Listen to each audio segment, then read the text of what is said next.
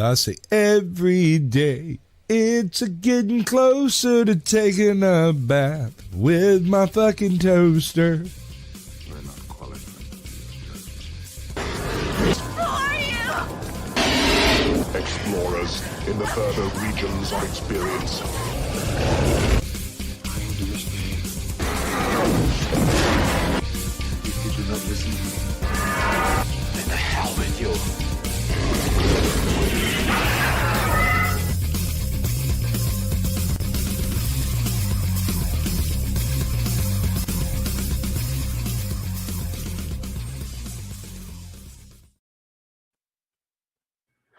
Greetings, salutations, and welcome to Screaming into the Void, episode number 174.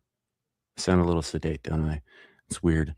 Anyway, usually I'm a little more upbeat than this. My name is Sammy the Infamous, and this is the show where we talk about whatever the hell we feel like. Joining us today for the first time in a few weeks, we've got green-haired anti-liberal. Hello. Hi, good to see you. Hello. And we also have Caucasian Sasquatch. Between he and I, this might be a shit show, so we'll see how it goes. It's going to be great. I'm going to ruin everything. And we also got Abe.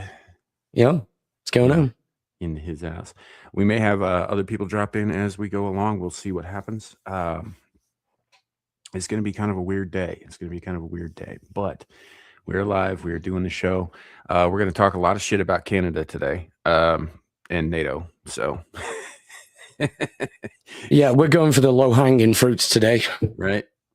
You know, party, that sort of thing.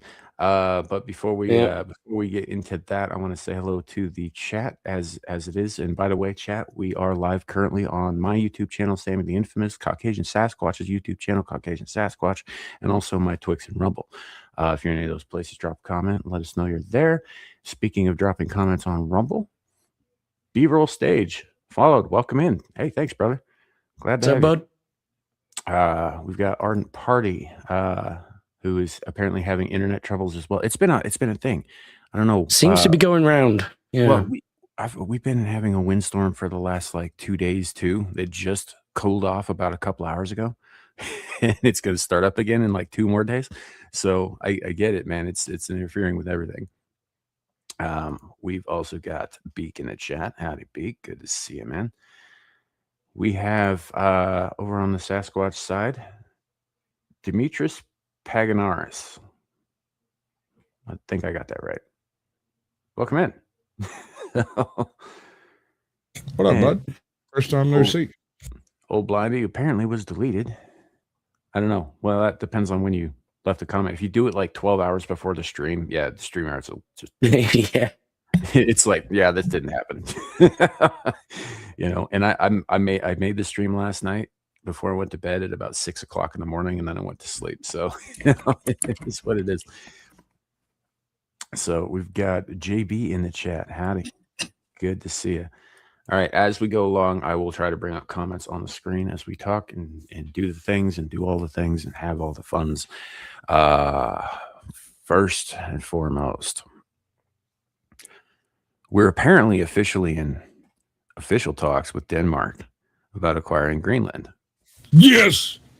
Which, on the one hand, is could be good news. On the other hand, Denmark also doesn't seem super fucking pleased about the whole thing, and NATO is backing them, which is funny because we back NATO. Don't care. I want Greenland. What's that? 56,000 people. Something like that. Yeah, it's basically the size of an incredibly small town. Yes, please. I think there might be more people in Greenland than there are in the town that I live in, but only by 10,000. Right. Yeah. I'm pretty sure there are more third world immigrants that live down my street than live in the entire Greenland. My town is 56 to 60,000 people. So yeah, we'll take it. Yeah. I had somebody come at me about this, why are we considering a military takeover of a non-enemy country? And I'm like, okay, first of all, they're not a country. Calm the fuck down. They're a Dane. What do you call it? A protectorate of Daneland of the Denmark. Danes. Denmark. Thank you. And I like and we've been Dane in- better. Daneland's much better. That's Yeah. in Yeah. England, actually. It's way better. In-laws. But anyway, we've been in negotiations to buy this strip of freaking nothing for the past 178 years or something like that. And it's nothing Yeah. new. There's no reason to get your dander up. They should just sign the fucking paper and move on with their lives. Maybe they'll even get a vote eventually if they play their cards right. No. No. No, they can sit in the same fucking limbo that the Virgin Islands do. I mean, there is a reason, though, The Virgin why Islands are Greenland. there for a reason. Sure, but they don't get to. Neither does Puerto Rico. Yeah, and honestly, Yeah, I mean, if anybody's going to be the made reason- a first state, I think Puerto Rico's probably earned it. Yeah, but they don't want it. yeah, sure. Every chance they get to vote to be a state, they vote it down in their own parliament. Well, in that case, none of them do. None of them get to. Fire. Right. Sorry. Well, You know, we the got reason 50 why states, that's it. Greenland is so sparsely populated is because most of it is just a great big ice sheet. Most Yeah, of it is not habitable Pretty much. land. The Yeah, naming of Greenland and Iceland was a huge fucking mistake. Oh, no, it wasn't a No, mistake. it was deliberate. Rebranding deliberate. of history. It was deliberately done. They looked at Tongue in Iceland- cheek, was it? No, they looked at Iceland and said nobody wants to go there because it's named Iceland. And they looked at this fucking glacier and went, okay, we'll call it Greenland. Yeah. 56,000 people over there. Sounds Yeah. slightly retarded. No, it was strategic. Yeah. Yeah. However, Greenland is very resource rich. Like another country that the United States has just taken over. No, we didn't take it over. We allow them to rule themselves under our auspices. Like the Ottomans. Like the I Ottomans. mean, that's how the British Empire worked. It, you Oh, know, I see what you mean now. Hilariously, that's how Yeah. the Persian Empire worked before the mullahs got in there. So no, it's just funny to me though, because in recent weeks we've been seeing signs of brinkmanship, right? Signs of brinkmanship, which is I think was coined by John Dulles, I believe, was the guy who talked about that first Mhm. as a thing. But what's funny to me, so there were Perhaps recently. define it. Yeah, it's essentially it's dancing up to the edge of annihilation and then stepping back at the last second. that's Yeah, I mean, essentially that's what it kind is. of like Trump's negotiation tactics, though. Mhm. So this is pretty on brand. Right. But it isn't just him doing it. Like, you know, we've had people talking about like, oh, Denmark's going to go war. If that happens, what happens with NATO? Well, NATO's going to side with Denmark. And I was like, well, if that happens, NATO falls apart because obviously we're not going to be sending our fucking troops some money to fight us. And that would be a very interesting world war, my friend, Right. because that would suddenly bring about the literal destiny of manifest globalism. It Right. would force the issue. Can you imagine a bunch of American boys wearing the NATO colors sitting out there on the battlefield, right? It's setting up tables and shit, and they're playing Connect Four with the boys in the red, white, and blue. And that's as far as it goes because we're not going to shoot each other over this. You know, play around chess and checkers Right. instead of fighting. You know, Oh, so I guess Denmark is now doing like talks. They're doing like, you know, talks every couple of weeks about trying to figure out, you know, what the best way, I guess, to hand over Greenland is to the largest military power on Earth. I mean, it's basically rhetoric anyway, because Greenland is already full of U.S. military bases. We have impunity to put up military bases in Greenland. The only places we're not allowed to build is like inside their declared cities and natural parks. Exactly, yeah. I had somebody come at me asking, why would you even propose a how did Trump put it, the easy way or the hard way? And the easy way was $100,000 per person. The hard way is 500,000 per person. I likes you and I wants you. Now we can do it the easy way, or we can do it the hard way. Yeah. Are we not scared to face the Canadian Army? No, sir. No, sir. I am not afraid of the Canadian Army. Not even a little bit. Here's what the thing. Canadian Army? No, stop it. Quit. Listen, we're not going to chase the Canadians into Canada. That's where you fuck up. Yeah. We'll just let you sit up there and we'll blockade your ports and shit. Like, until that Northwest Passage opens up, you're fucked.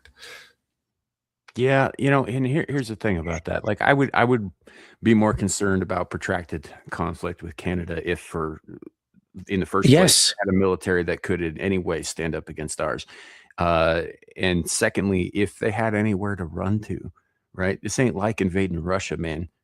Canadians ain't hard like Russians. Hold on, bro. Them into the fucking Northwest Territories, and most of them, the soft ones, who the 70% of their population lives on the fucking border. Here's the problem. Yeah, sure.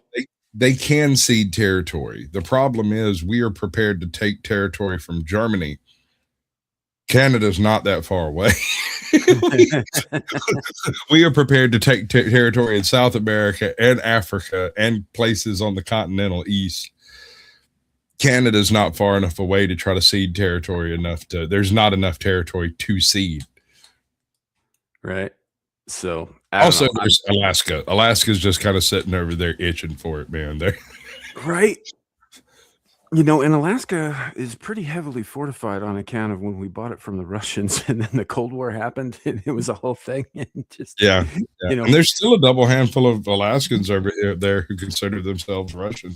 Mm-hmm. Which is interesting. Voting in American elections. there's a few who consider themselves Canadian too, weirdly.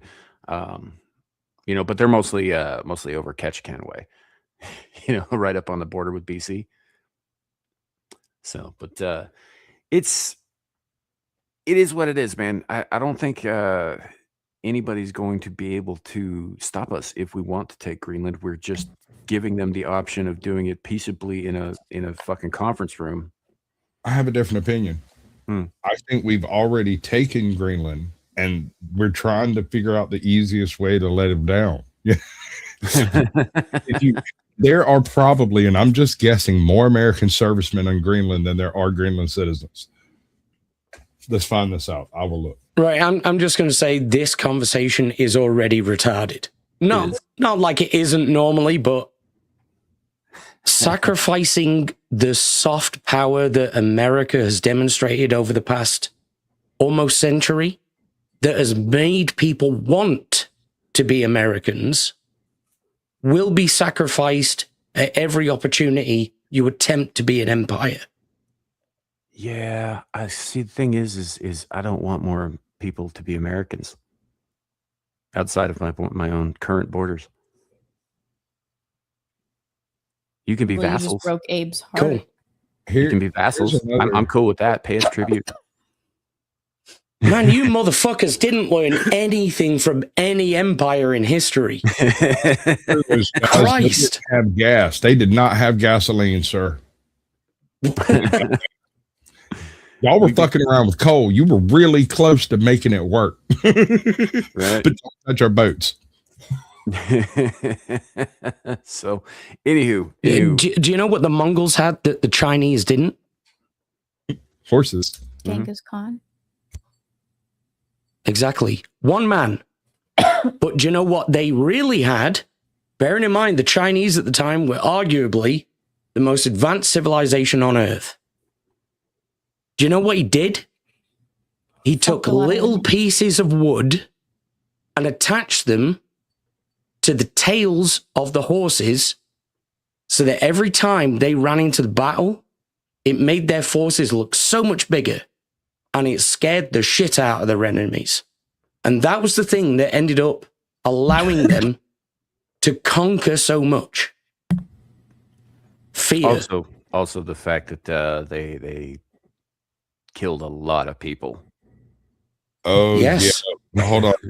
There's a few tidbits that aren't taught in the history classes, and I'm sure y'all are aware of this. One of the things the Mongols would do after they took a village is go to the neighboring village and throw all the heads over the fucking wall. Well, I mean, that was just for fun. Come on. Yeah, but I mean, you throw all the heads over the wall with a note nailed to one of them, like the king or whatever from the neighbors. Like, dude, just open the gates; it'll be a lot easier. We're still going to raid and pillage you, but we won't burn you out and behead you and throw you at your neighbors. Right. So anyway, long story short, I ain't super worried about any might that NATO brings to bear, if they bring anything to bear at all. But we do have a couple of clips of some fun stuff being said, so we're gonna bring some of those up. Is this the first one, Sasquatch? No, that was me trying to figure out how many American servicemen are in Greenland. And it gave me a bunch of historical bullshit. Probably more than actual Greenlanders. That's what I was figuring. There are 6, if I remember right, there are 6 military bases and 4 naval bases. So you do the math on that one. Right. You should look at all the bases on Okinawa, Japan. Yeah. That thing is just all American bases. I think it's an American state. It just doesn't know it yet. For Greenland and for the Kingdom of Denmark, we are NATO partners with Denmark, and so our full partnership stands. Our obligations on Article 5, Article 2 of NATO stand, and we stand full square behind those. But the future of Greenland is a decision for Greenland and for the Kingdom of Denmark. We are NATO partners with Denmark, and so our full partnership stands. Our obligations on Article 5, Article 2 of NATO stand, and we stand full square behind those. But the future of Greenland is a decision for Greenland and for the Kingdom of Denmark. We are NATO partners with Denmark. This is a short clip, obviously. We all know that he actually means China will go to war. Canada is no longer Canada. They literally just made a deal with China. But they haven't been Canada for at least a decade. They have been China. China. That's all he's saying. China. Yep. Indeed. Because Trump pissed him off, so he was just like, let me go suck your dick, China. Well, Mark Carney's a piece of shit anyway. Yep. How the fuck he won an election, I'll never know. He didn't. He wasn't elected. There you go, then. No, he wasn't elected. They did with him what they were planning on doing with fucking Kamala Harris. Yeah. Old bait and switch. Yeah. You know, essentially, there was supposed to be an election, and Trudeau basically named his successor in an elected position, and that was that. That's what happened. They just slid him on in. Nobody fucking voted for this guy. Yep. Yeah. Like Canadians hate this man. Yeah. Not enough to depose him. Well, I mean, that would involve leaving your house, and it's cold outside, man. Have you ever been to Canada? That's fair. It is wintertime. It's a lot to get them out. It's cold here, and they're It's like minus 40 degrees C in Canada in various places. You guys, It's fucking colder than Russia.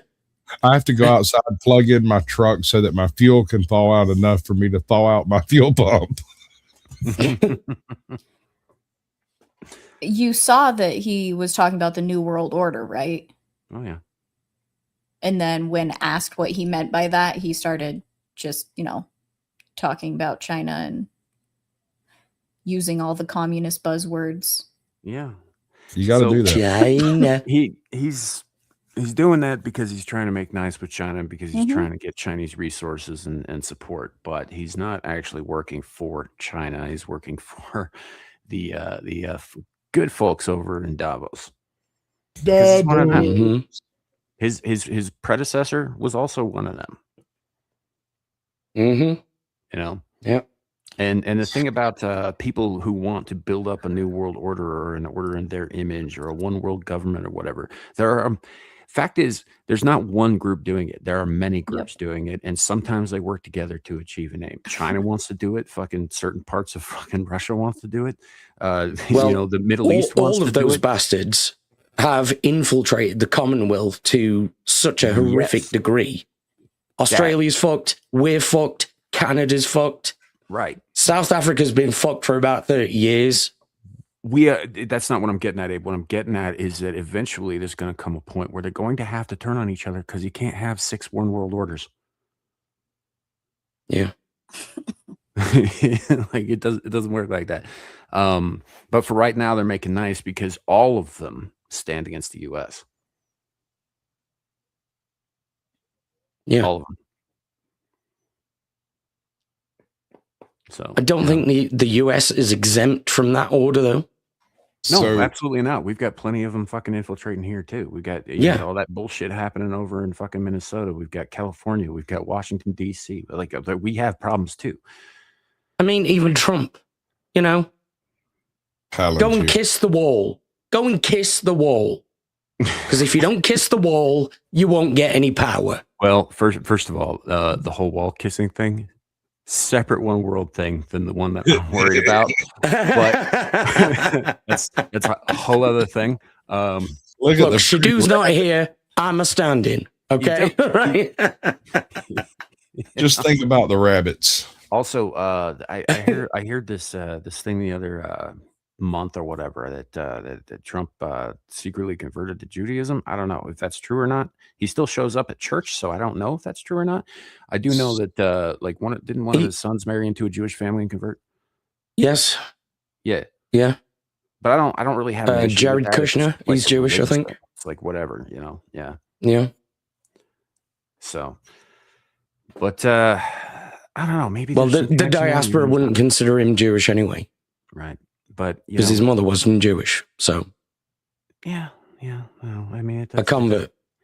He wouldn't be ethnically Jewish and therefore not entitled to ethnically Jewish things, but he could still be part of the religion.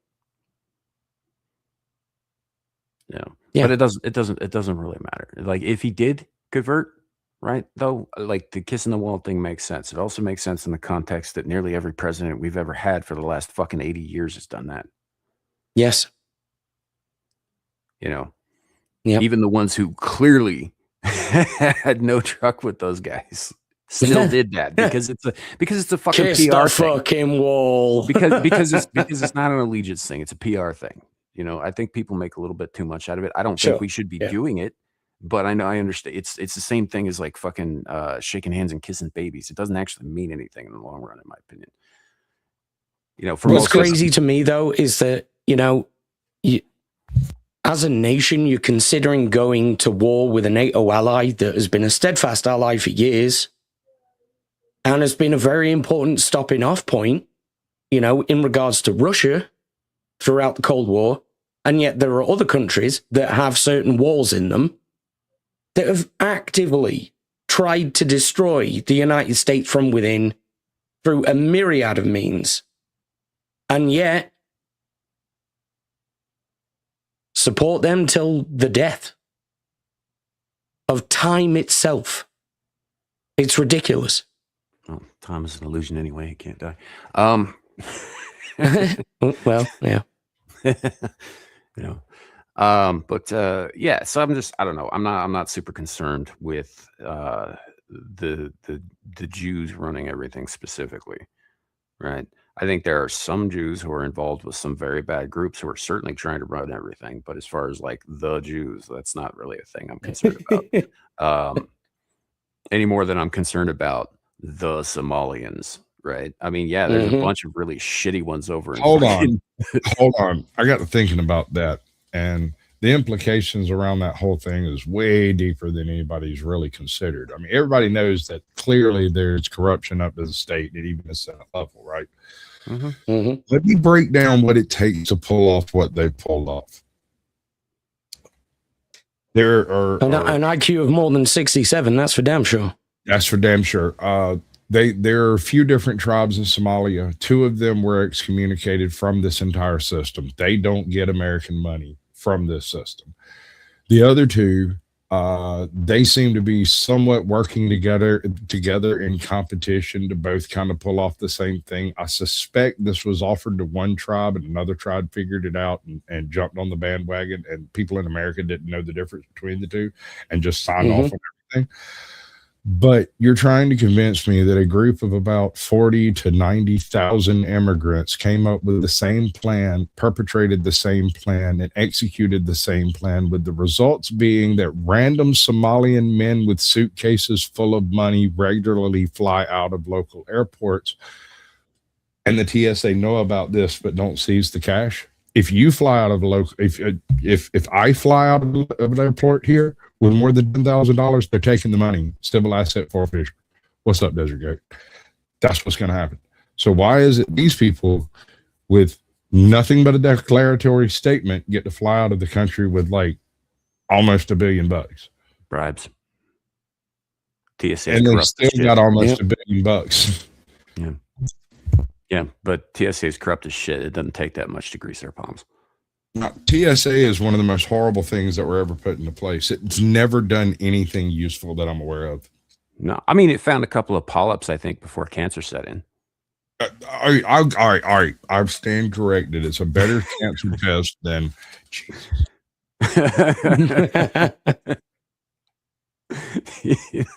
I mean, so there's like, you got to look on the bright side of the butthole here. Baby gas, what it smells like, right? But no, you do bring up an interesting point, though. That, like, how many Somalians are involved in these scams, and how many of them, like, and how long has this been going on, and who came up with all of this stuff? And they're just so successful at it until right this moment, especially considering that the thing that's been tossed around a lot frequently and recently is that the average IQ of your average Somalian is somewhere near 67. Mm-hmm.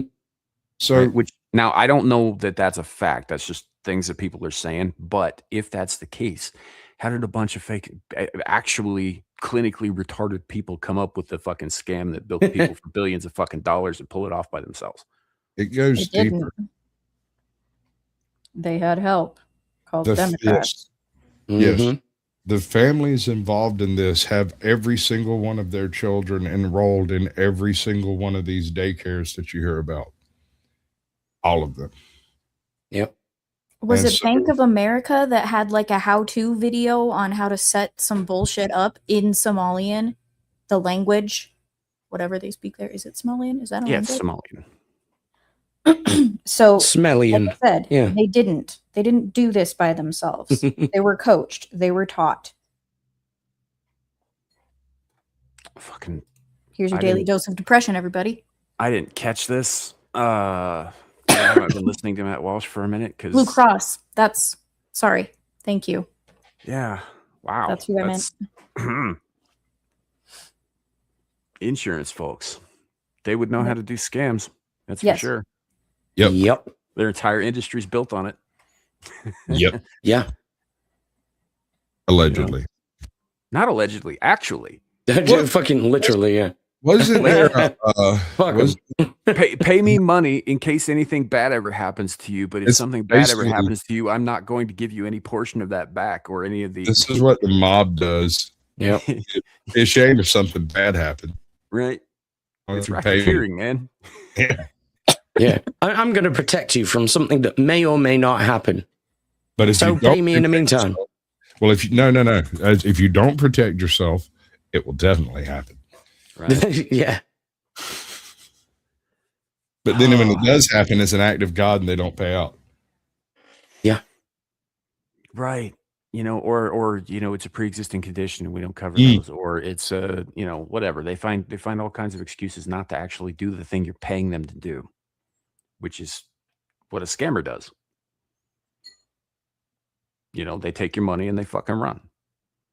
So I did a bit of game theory on Greenland.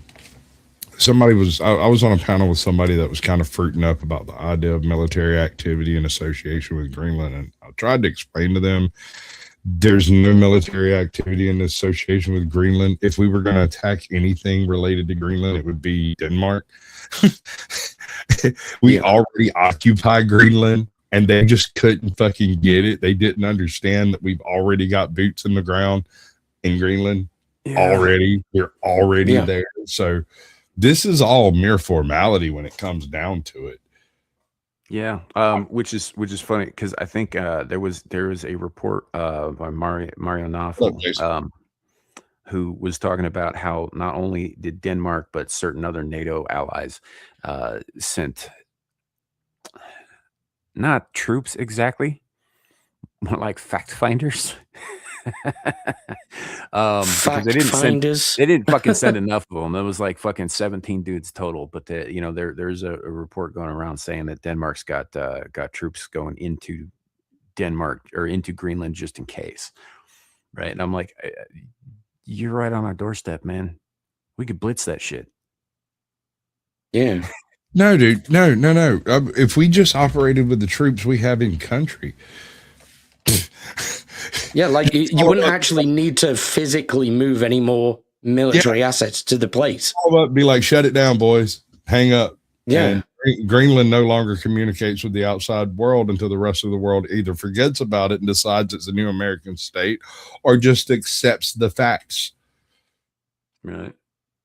I think really the question is more about, formalizing an arrangement that makes it part of the United States. You know what we could Whereas, I mean, it's effectively under control over the United States already with Denmark's consent.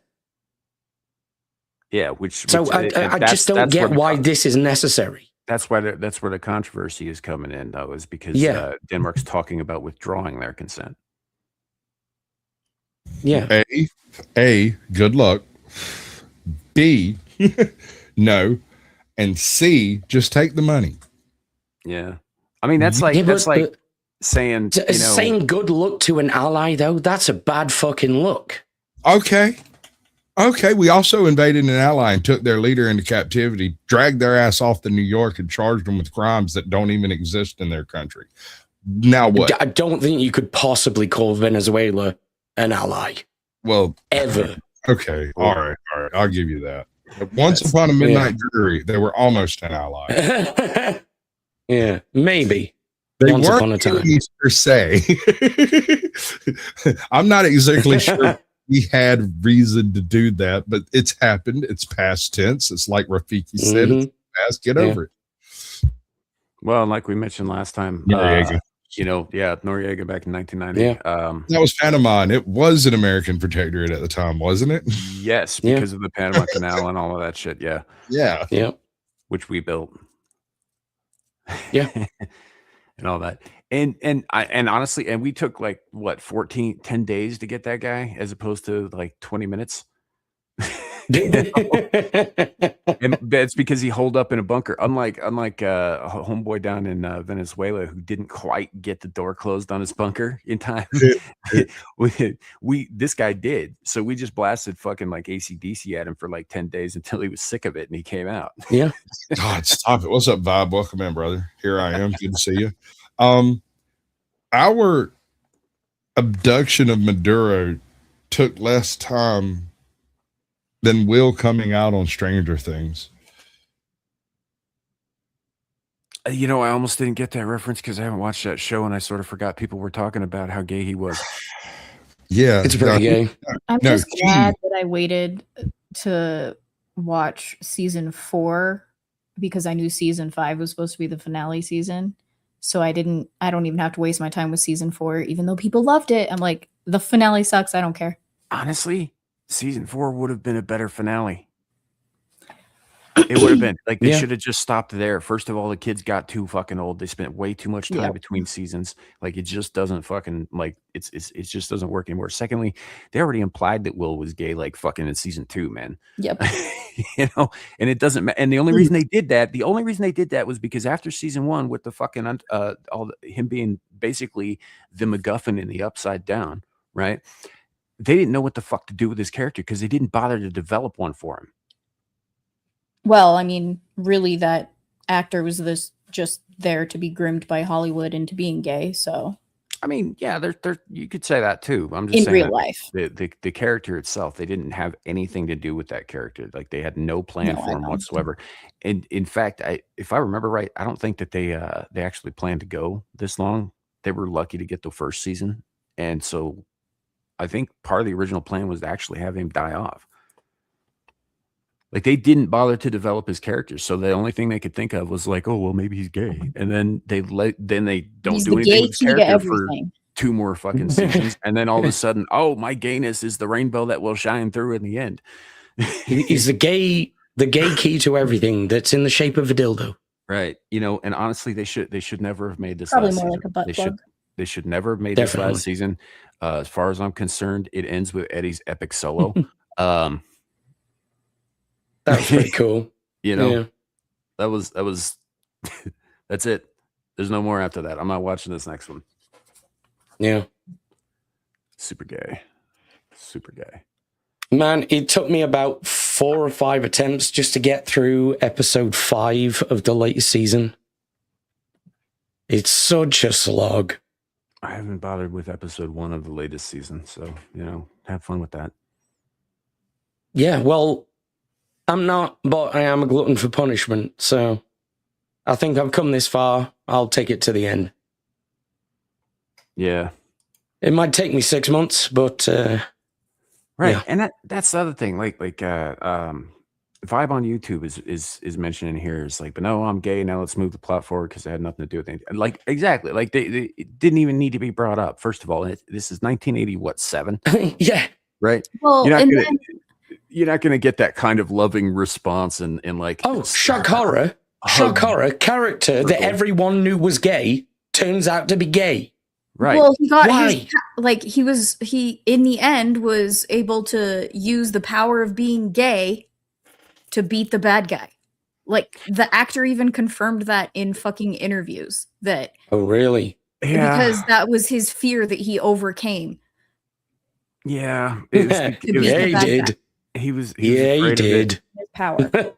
But it wasn't until after the bad guy touched him in naughty ways. Hey, see, here's the thing. He touched him in a naughty way all the way down to the deep bottom of his throat, and then he decided that he liked it. Mm-hmm. Yeah. Yeah. I mean, what was the meme that was going around? It was like demon rapes kid. Kid says he's gay. he got a dose of Vecna's Big Veiny. I mean, Right? let's be honest. Let's be honest here about this. That sounds like a right-wing message. Hold on. I hear you. Let's just think this through. In the old D&D lore, you have the eye of Vecna, the hand of Vecna, and now the schlong of Vecna. Yeah. Yeah. It's all What canon powers now. does it Fuck give it. you? No, it's that whole thing. None of that had anything to do with anything. It shouldn't have been in the goddamn show. Show shouldn't have gone as long as it did anyway. It was kind of played out. I think it should have been trashed at season 3. Season 3 was trash. They maybe should have ended it before that. The only saving grace past that, like I said, was parts of season 4 were great, but I think ultimately it would have been better as a unnecessary. one-off series. I have a That's question. never on gonna happen, transition. though, especially if it's something that was as popular as the first season of Stranger Yeah. Things. Yeah. Of course. Yeah, they'll never do that. So They'll just capitalize on it. 2 Stephen King books have recently been adapted into film.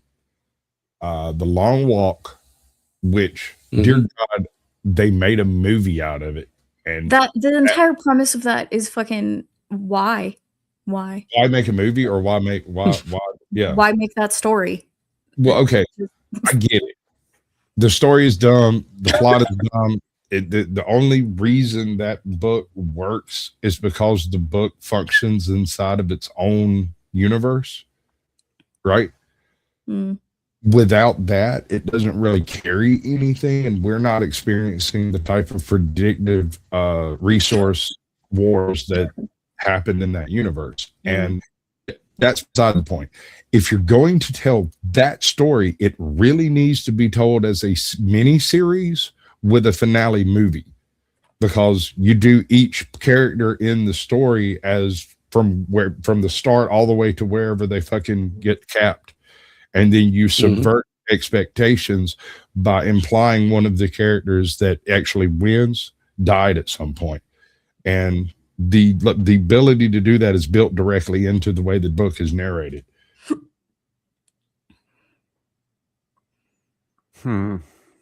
Hot take: Stephen King is wholly overrated. Sure, but if he writes another book, I'll read it. I think he has a thing with kids. Yeah, there's that. There's that, which didn't become apparent to me until I became a parent, actually. But I'm not a fan of him. Well, I'm definitely not a fan of him, and I'm not a huge fan of his works either. Right. Yeah. However, if I were going to like rate the actual quality of his writings, I would say that his short stories are much, much better than his long novels. The Richard Bachman cycle is way better than the Stephen King. Yeah, but he writes those those books under the Richard Bachman handle like he's writing a short story. He gets to the fucking point. He doesn't meander for 1,000 fucking pages. Did you ever read Rage? I didn't read that one, though. All right, so you can't find it. Stephen King pulled it from the shelves after, either right before or right after Columbine.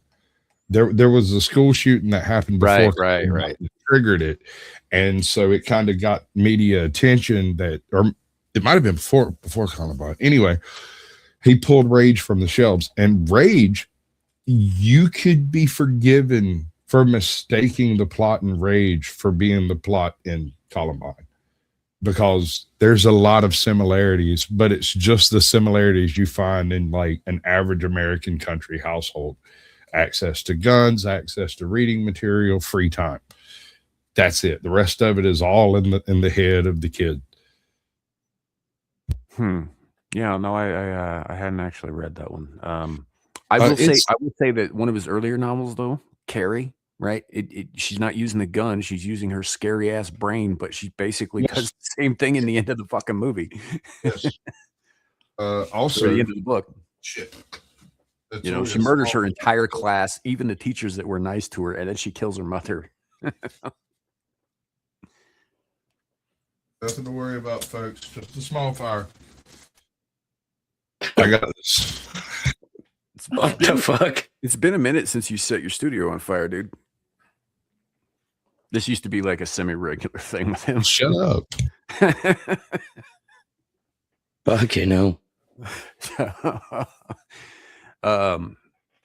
But yeah, I would say though his short stories are definitely better reads because they're snappier. He gets to the point. He doesn't have as much time to meander and get into like pointless fucking details that don't really matter ultimately. I don't care that he loves 80s music and all of the music is crap to his ears, but that is a running theme through all of his fucking novels. Yeah. Like, it's okay. I get it. That's like the dude peppers opinion in there like it's seasoning on a meal. Hold on. Different Styles has a question in chat, and I might be uniquely framed to answer. Trying to start my own stream. What the fuck do I say? I generally approve of this whole approach. Good evening, ladies and gentlemen. Welcome to wherever the fuck I happen to be doing whatever the fuck I happen to be doing. Tonight you'll be seeing whatever the hell I happen to be looking at and showing you some people that are coming in to click the link. Something along those lines. Be clear. Be direct. Yep. You could do that. You could do that. I just generally give people the advice when they ask, and then they don't ask that often because obviously I'm not that great at this. On my show that I do with JackTarLad, we preface it by... Please. God damn. I thought you were done. What the fuck? I hadn't even gotten to the meat of it yet. That was all preamble. God damn it. Carry on. Point is like get a mic, make sure you got good audio, turn it on, go live and start talking. It's going to be rough the first couple of times, but the more you do it, the better you get at it. And the more comfortable you get at it. So, and the more comfortable you are, and the better that you, and the better you feel about it, and the more practice you have, that starts to shine through later. People will start listening. So, yeah. Otherwise, what Sasquatch said, just get a thing. Now, Abe, what were you saying? Thank you, Sam. You're welcome. Fucker. You know, I'm going to send you a dismembered finger that says, "Are you done?" on it. Fucking hell. And for people who don't get that, it's a 187 reference. An amazing movie. Samuel L. Jackson. Great. Yeah, we literally, me and Jack would just say, look, this is a show where we talk bollocks. That's it. Well, it depends. If you've got it gives you carte blanche to say whatever. Sure. But if you got a specific topic you're going for, start there and then invite people into the conversation. But do this for yourself. If you're just starting your channel, start each show with 30 minutes by yourself. This will do two things. This will get people used to waiting around a little while to join into the conversation, and it will also give you clean claim to anything you produce, and it'll give you a 30-minute window to use for shorts or whatever else you want to do to edit out of it. My advice would not be helpful to you because I don't believe you have tits. My life was easy. Yeah, sure. Even the very first stream I did. Super awkward, doesn't matter because I'm a chick. Yeah. Right. That checks out. Yeah. I mean, I got a solid A cup, but it doesn't help me much. I mean, at least. That's actually pretty good advice, Gal, is if you really want to be successful at this kind of thing, be a woman. Have tits. There you go. Yeah. Just have tits. You're done. Even though I'm awkward and whatever, people see it as cute and therefore success. Okay, so I have an issue with this different styles. I cannot sit and talk to myself. This is why I do these types of panels. I'm sure Abe has a similar kind of issue because he does the same kind of stuff that I do. I can sit and wax philosophical to you for 4 hours straight, but I can't do it to this stupid camera because it's a dumb eye and doesn't respond. Yep. And the problem with trying to interact with chat, if you're interacting with chat and that's the only thing you're doing, it's fine. But typically, chat is just slow enough to bog down your thought process into what I call the cyclic loop, because you'll say someone in chat will respond, you'll have moved on to the next concept and either not understand the comment because it's dislocated in the conversation, or somebody else is out there and is 20 minutes late and it has nothing to do with what you've said recently, and so you end up bouncing from topic to topic and not really getting anywhere. That happens. So I do a once a month stream where it's just me and chat. Right. And that can happen where, you know, like you'll be on one topic or you'll move to the next topic and somebody will say something in chat that's in response to the last thing that you said. And then you'll respond to what they said, even keeping all that shit straight in your head. You still end up bouncing back and forth between topics. It's very much like a conversation in staccato. You know, but yeah, essentially though, like if you're like filming videos or whatever, right? You don't even have a live audience for that shit. So yeah, you'd be talking to the camera, talking to yourself, essentially doing those. Or I find that it helps to have chat there. Honestly, for me personally, I enjoy interacting with chat. I don't mind the back and forth at all. It works for me, but it doesn't work for everybody. You know. Right. And then when you've got like a panel like this, we're actually all speaking to each other in real time. So it's very much like a multi-person call, essentially, is what it is. And so we're able to have these conversations as we go like this, as well as respond to chat as needed and as possible where possible, kind of thing. So yeah, but essentially though, honestly, yeah, I'm sitting in a fucking room by myself. I am nowhere near any of the three people who are on this panel with me. One of them's on the other side of the fucking country. One of them's in another country. You know, so you're only like 6 hours from me. That is right. Close. We're the closest, but point is we're not in the same room. We're still just, you know, it is what it is. But yeah, you can if you're running that thing solo and you're doing something reactionary like watching videos and whatnot, that's one thing. If you're just trying to get some political point or some historical reference or something more well defined or whatever on your channel, do that as a recording. That way you can do multiple takes. You don't have to worry about like spilling the coffee on your freaking cigarettes or whatever. Yeah. It also gives you plenty of time, Yeah. like with the multiple text, gives you plenty of time to get your shit straight, get your wording right, get all your filler words fucking edited out. Like that's a You get rid of all problem for everybody. One of the really weird things is my Sunday night show with Captain and Curmudgeon. We discussed doing filming takes and doing the whole thing pre-recorded, right? And after having that conversation, we decided to unload videos from other people and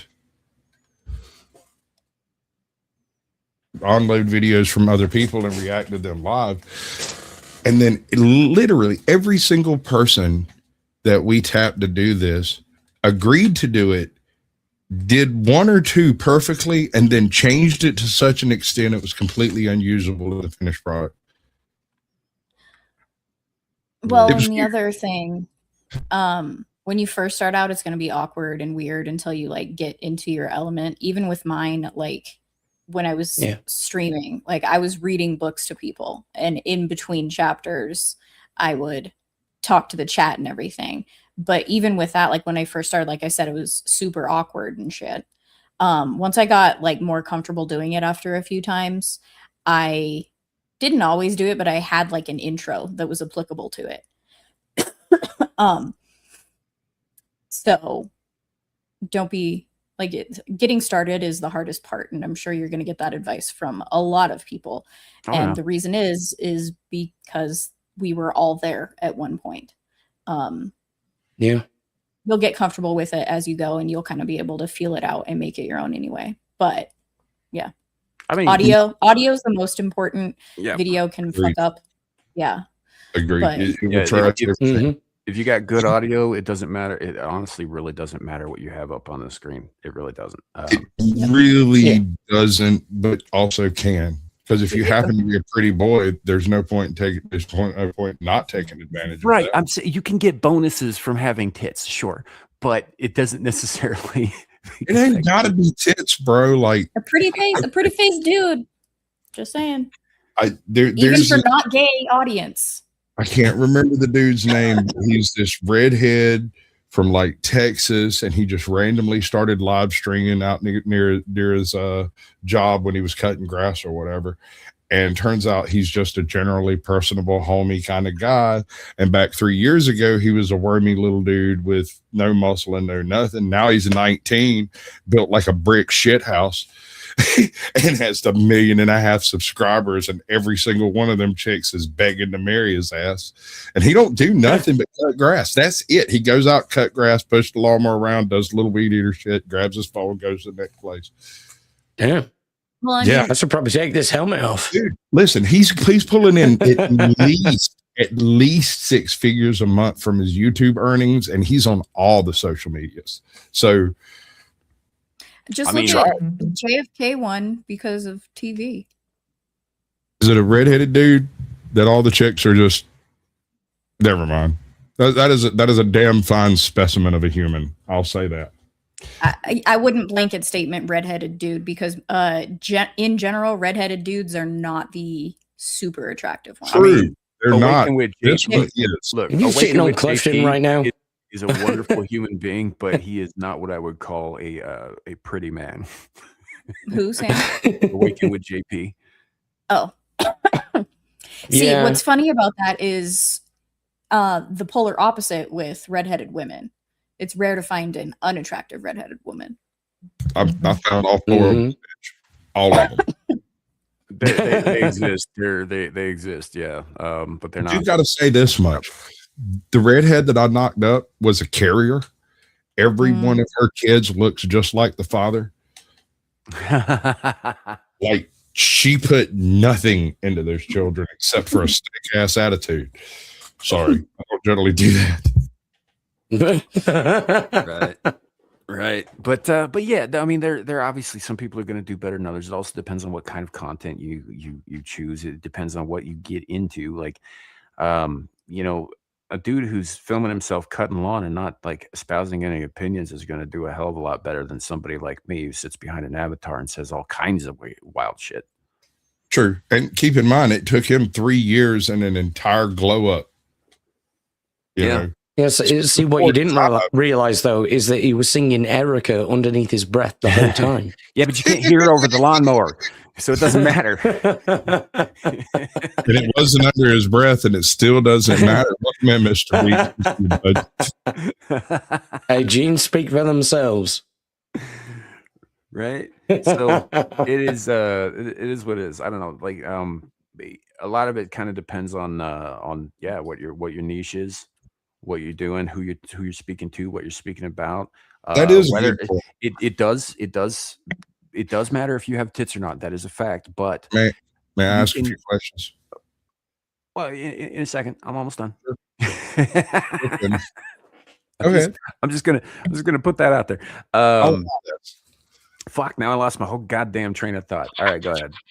Sorry, I do apologize. But Derailed. hey, what would really be helpful is if you could quantify assuming you haven't started your channel yet, quantifying what you want your channel to be about in like 5 sentences, right? If you can do it 100 words or less, that would be awesome.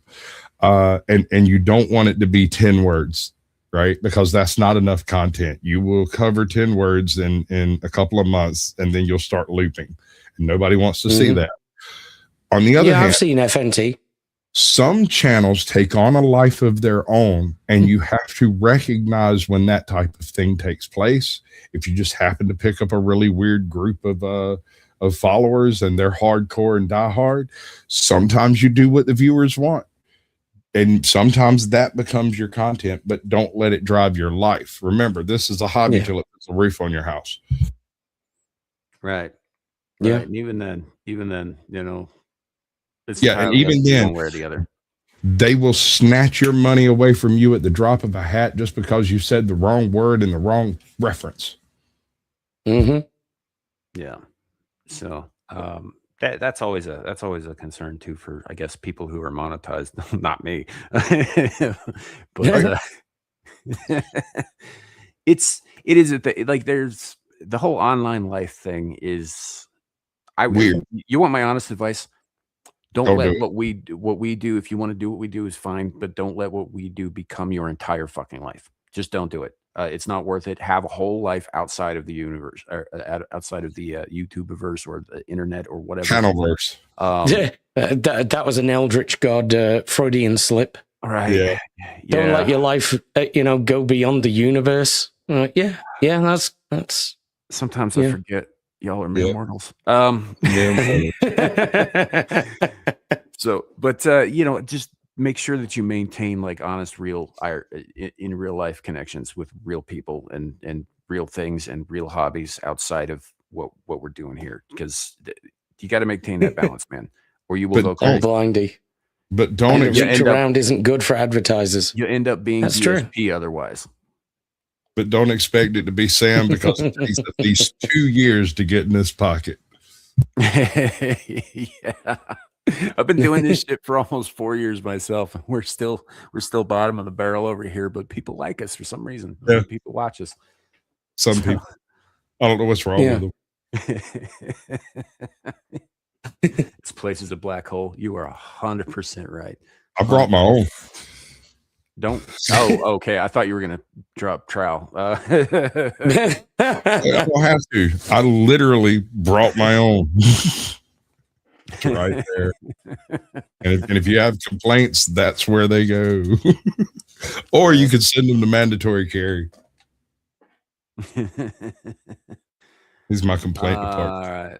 Yeah. Well, I mean, like Arden's got a point too. Like, if you want to make money at it, you do have to make it like essentially a second job until it becomes your full-time job. Which, by the way, I don't ever recommend that it ever becomes your full-time job unless you're making millions, because, like Sasquatch said, that could be snatched away in an instant, and unless you've got a very comfortable cushion, that could be a problem. That would be my very first goal, is to figure out some way to pad yourself from the YouTube earnings, because they can be spectacular and sudden and vanish just as quickly, if not quicker, just because they changed the term of service and you have a 2-year-old video. That's all them. So also diversify. Get on multiple platforms. Don't just do the one thing. Don't put your eggs in one basket. I kind of failed on that part. I've got my what do they call it? Anyway, I've got all of the Caucasian Sasquatch names and shit. I just hate all of the other platforms. They're terrible. No, I agree. They are terrible. But this way, if it gets removed on one platform, it isn't gone forever. Yeah. I mean, as much as I say to diversify, I only stream on Rumble, but that's because the entrance barrier is much lower on Rumble to get monetized than it is anywhere else. Right. Yeah, but you can only get your money if you have PayPal. Fuck them. On that note, I gotta dip, guys. Sorry. Cool. All right. Well, do you? I know you haven't been super busy on your own channel lately. Did you have anything you wanna show before you bounce? No, I'll be around on the streams and stuff. Just follow my Twitter, and I'll try to retweet anything that I might be able to be on. Life is a little bit too hectic for me to stream as much as I used to. So she's starting a new only tricorns page, I believe. Oh, I still can't believe that shit. Don't Dermy will get inside your head and never leave with his irritants. It's not just him. I found out last fucking night. Nobody else I know knows what a fucking tricorn is either. Well, that's not true because I do. Sasquatch? That was exactly my response. How dare they? How could they? You mean they did what? They didn't. Before we go down this rabbit hole, because we are going to go down this rabbit hole. Thank you for being here. We'll see you again soon. Thanks, guys. I'll talk to you later. Bye. Bye. You mean to tell me they didn't read Peter Pan? They apparently didn't read anything about. They didn't read April Morning either. Fucking Mutiny on the Bounty. Right. Goddamn Moby Dick.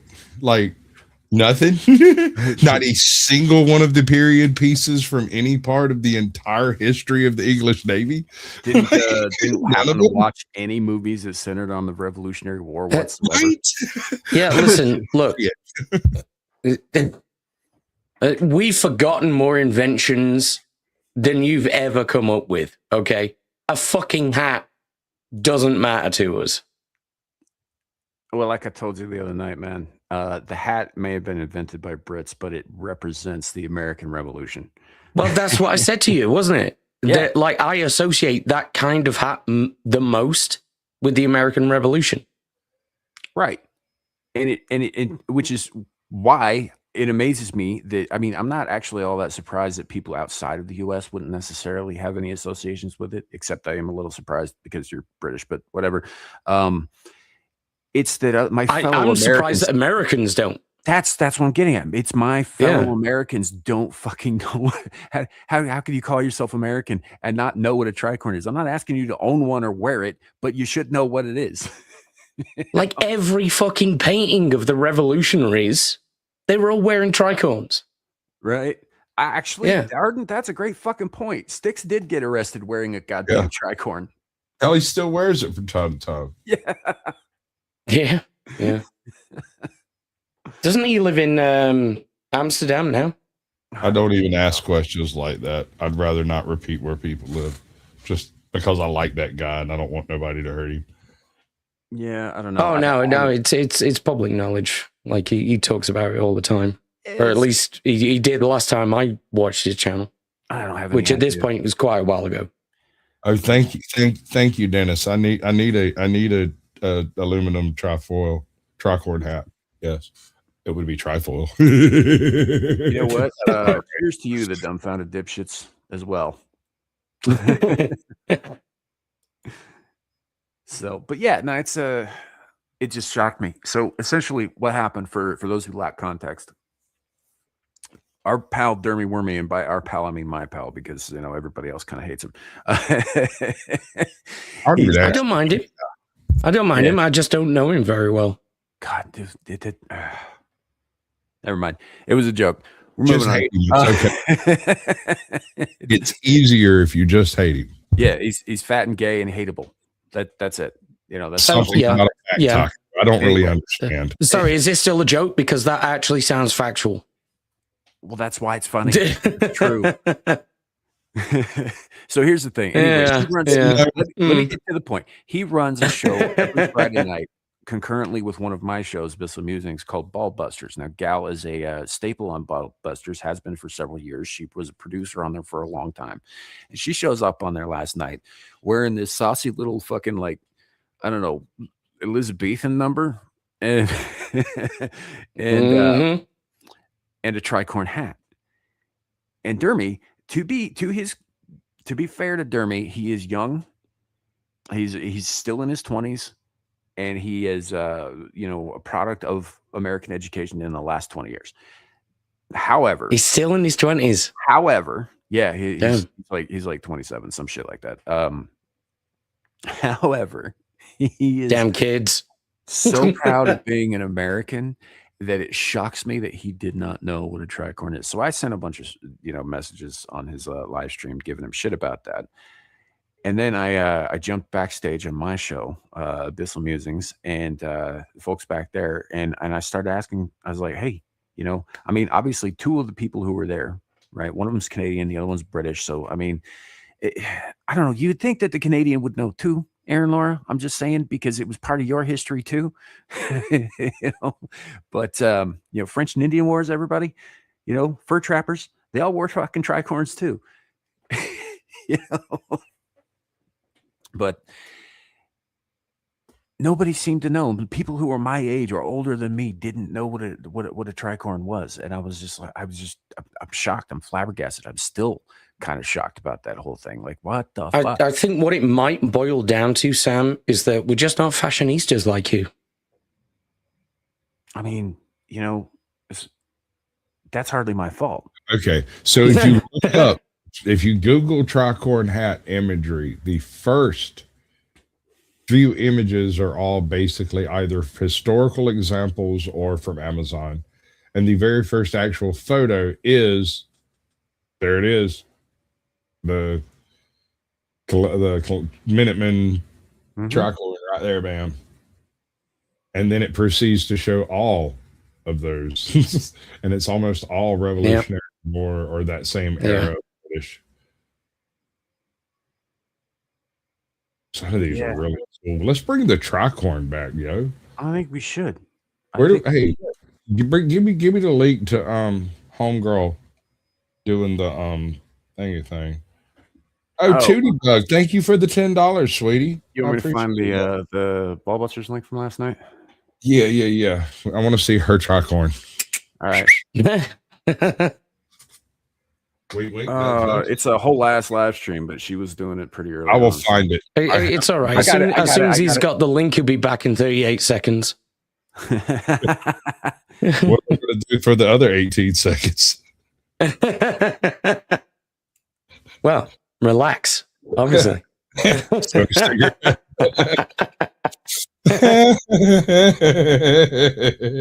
a problem. Okay. This is the link to the live stream. Just posted in the thing there. Yeah, I got you, boo. Oh yeah, I should probably drop off Pam Bondi there. That's not Pam Bondi. That's the other chick with the. It's a lies. chick.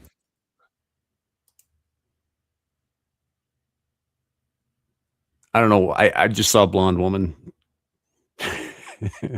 working with Trump, and for some reason my mind went to. Pam By Bondi. the way, I'm sorry. I meant to propose this at the beginning of the show, but I proposed a new holiday, Kathleen Kennedy Day. I mean, day Kathleen Kennedy's ass left. I think we should rename it to the day Doomcock was finally right. Right? Oh my God!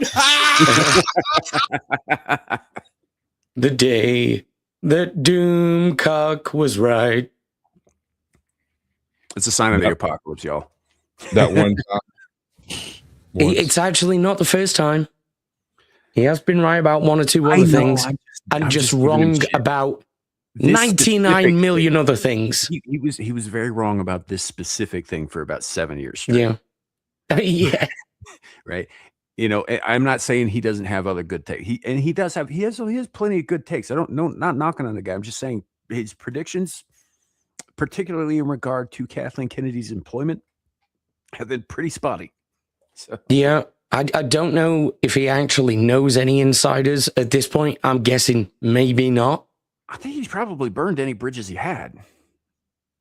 Yeah, you know, because he's like, in all seriousness, he's just been so wrong for so long.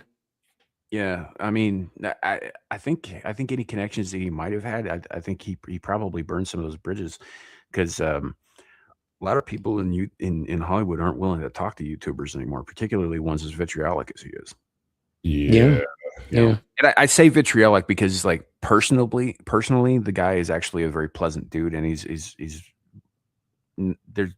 I don't have anything against Doomcock personally. I do have. I think, though, that Hollywood might. Oh yeah. So it is what it is, I suppose. Did you find it? I'm almost there. Promise. Okay.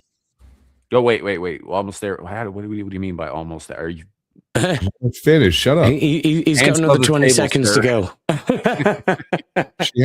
She hasn't dropped her avatar yet, but I know it's like soon. Yeah. There it is. Damn.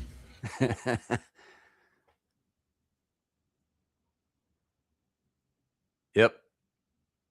Ladies and gentlemen, green-haired anti-liberal. In a tricorn. I think this is officially gussied up. Oh yes, that's a Gussie.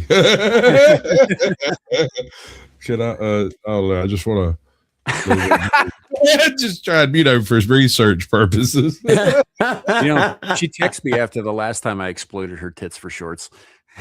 You're somewhat less than pleased. It was me.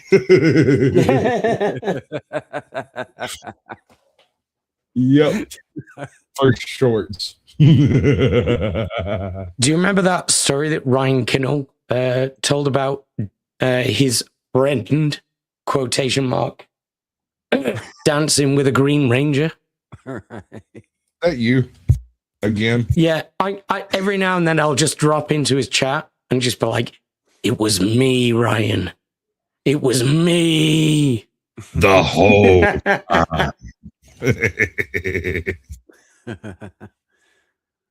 Oh man. Yeah. I wonder how mad she would get if I clipped that and used it for a donation thing in my show. I would ask her first. It's what I would do. But it would be so much funnier if she just stumbled across it organically. I agree. I would ask her first, just to be on the safe side.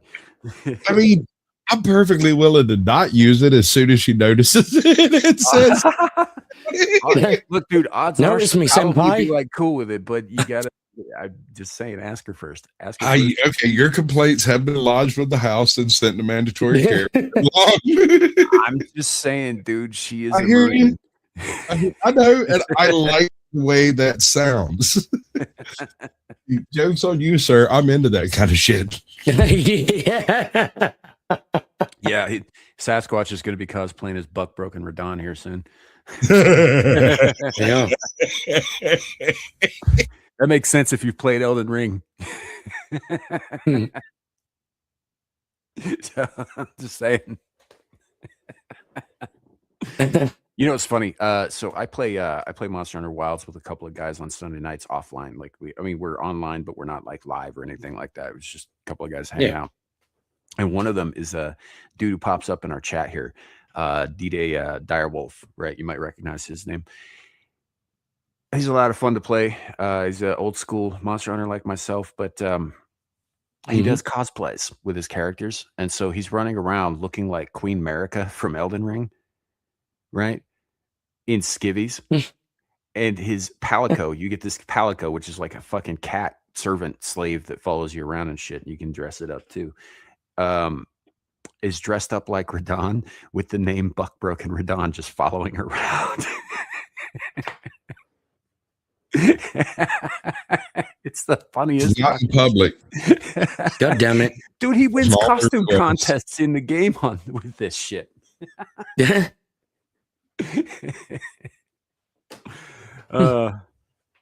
But yeah, for those who don't play Elden Ring, in the Shadow of the Erdtree DLC, spoilers, heavy spoilers. If you don't want to know this, don't listen. I am gonna fucking just say it. Essentially, in the original game, Moog kidnaps the dead body of Mikola. Mikola is the god of like love or whatever, but like gayer. And the whole thing ends up basically you kill Moog, then you open up a portal to the Shadow Realm, which is where Mikola actually resides because he's sort of undead. And you go through this whole long quest. You've already defeated Radahn in order to get here, so Radahn's fucking dead. And essentially what happens is that Mikola, the undead god of love who wants to, bathe everything in his golden light, like Will from Stranger Things, he takes... Oh, by the way, both of them are his half-brothers. He takes Radahn's spirit, infuses it into Moog's corpse, resurrects him to be his fucking eternal concubine. Half-brothers, by the way. What? It's gay as fuck. That's pretty fucking gay, bro. In fact, the second half of the fucking Radahn fight, right? You beat Radahn. Guess who hops on his back? Mikola does. Mikola grabs onto Radahn's back and gets him back into the fight. And he's just hanging on him the whole time. Super gay. Anyway, so Buck broken Radahn. Yeah. That's where that comes from. Jesus, that sounds gayer than Stranger Things. I have PTSD from that story. Yeah. I played I'm going to sue.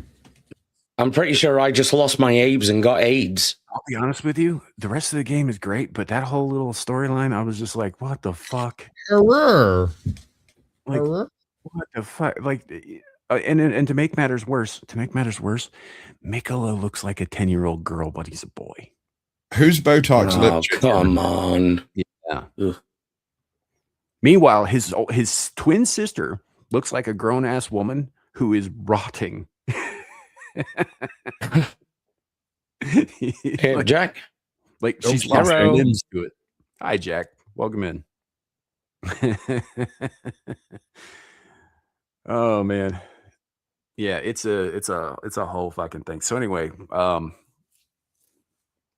that ties back into Sasquatch cosplaying as this character. Because Gal's gonna beat him. I mean, look, I'll let her decide what I dress up in, but I have my limits. I'm just not willing to discuss them here. Mm-hmm. And legally, I'm obliged to tell you that I can't walk on cakes or depict my feet in any public spaces. Yeah. Part of the idea. Yeah. You've got to go to only Sasquatches for that. Who's Botox chick over here talking about Greenland? Okay, so this is not Pam Bonnie. This is the press secretary. Fuck, I can't remember her name off the top of my head. I don't know why. Too many goddamn blondes. Trump and his fucking blondes, man. I ain't got nothing wrong with some eye candy, yo. Yeah, no, like I Carolyn Levitt. That's her name. Yeah, that's it. For Yeah, sure. and she's got a cross on today, which means that she's probably going to be telling the truth. When she doesn't wear it, she tends to look away from the camera and lie. Okay, 48 seconds. Let's do this thing. Subject of Greenland. That's enough time. The President's special envoy for Greenland wasn't in the White House meeting yesterday.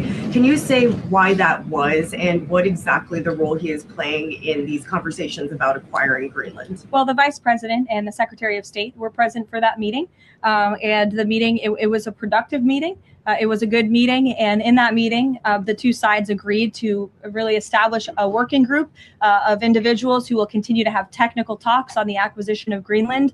Those talks will take place, I'm told, every 2 to 3 weeks. So this is a conversation the administration intends to keep having with the Danes and with the respected delegation from Greenland. But the president has made his priority quite clear. He wants the United States to acquire Greenland. He thinks it's in our best national security to do that.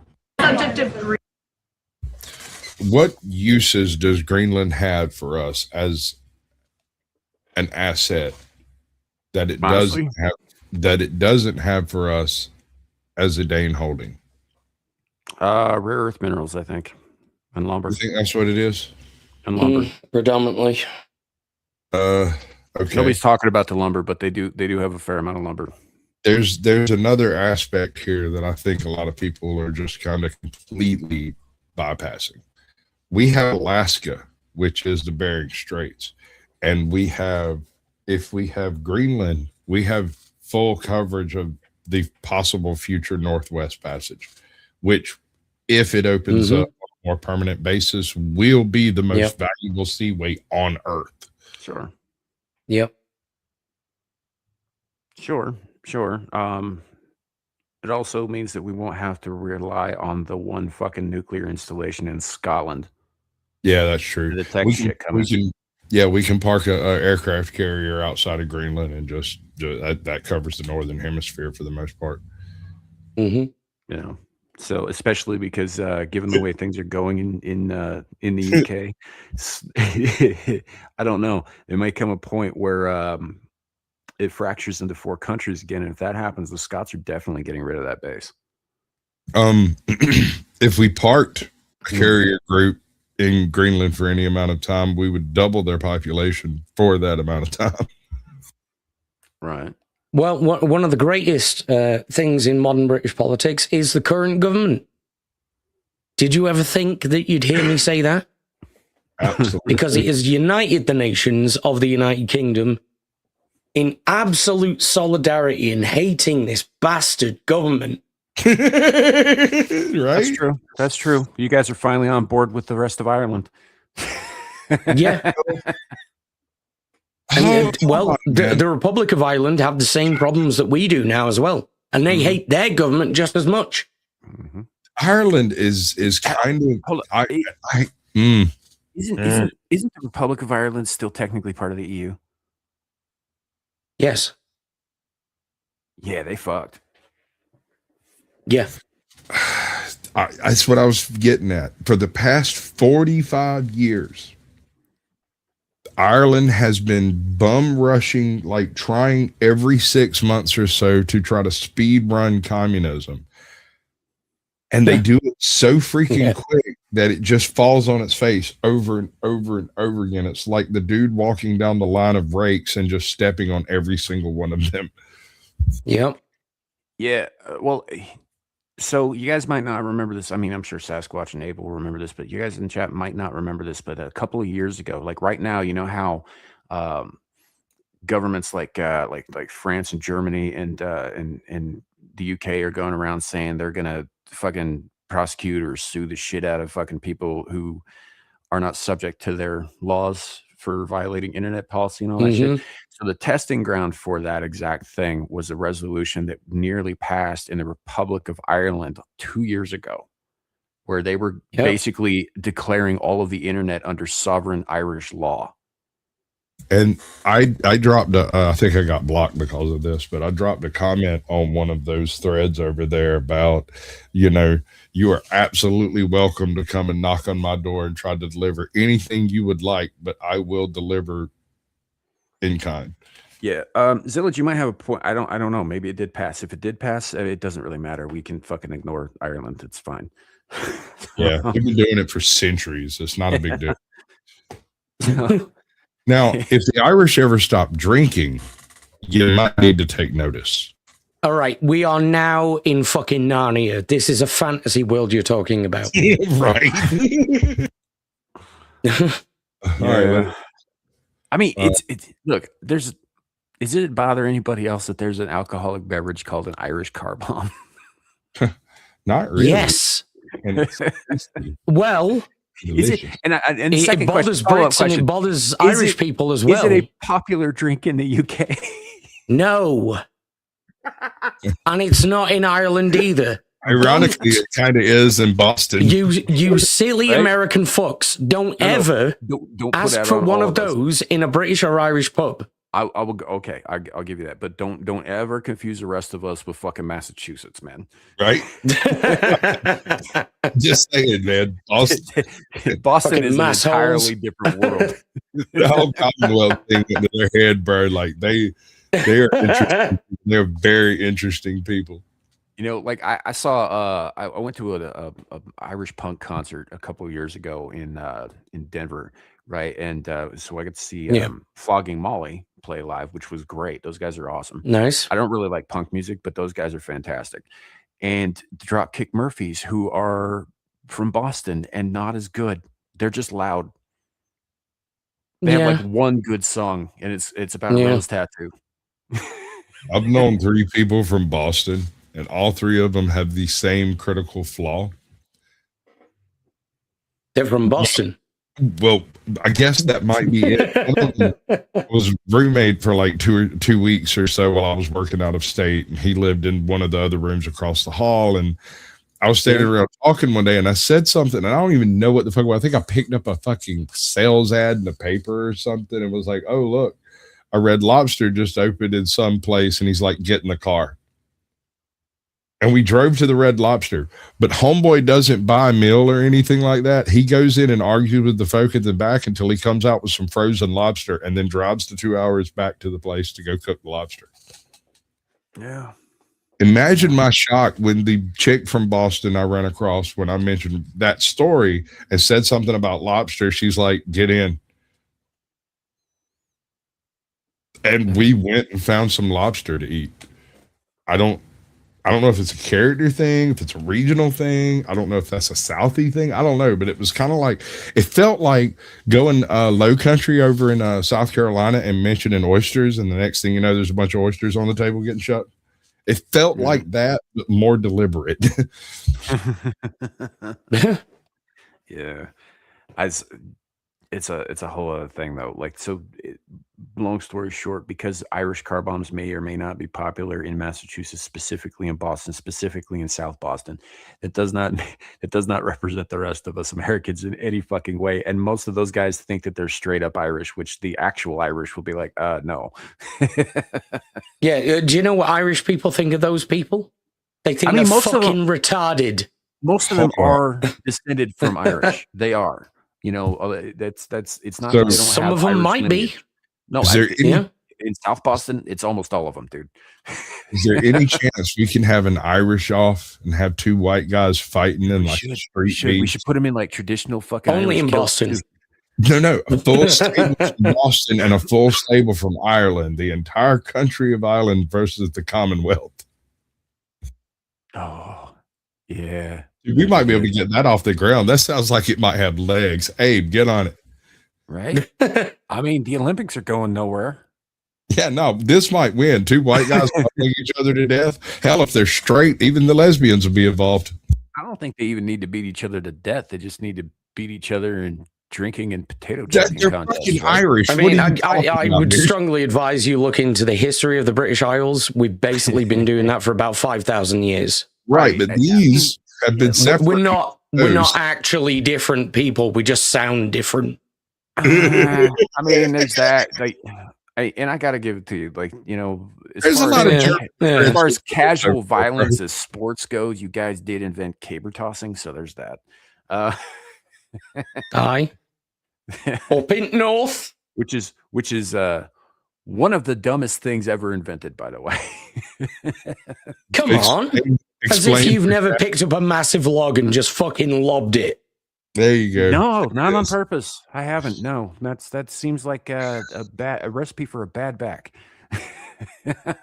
What the fuck else are you going to do in the Middle Ages? Bro, I just don't understand how you're standing around one day and go, "Oi, mate, I can throw that log farther than you." Exactly. You know what? And it even they eventually realized how dumb that was, and they invented something even more ridiculous called golf.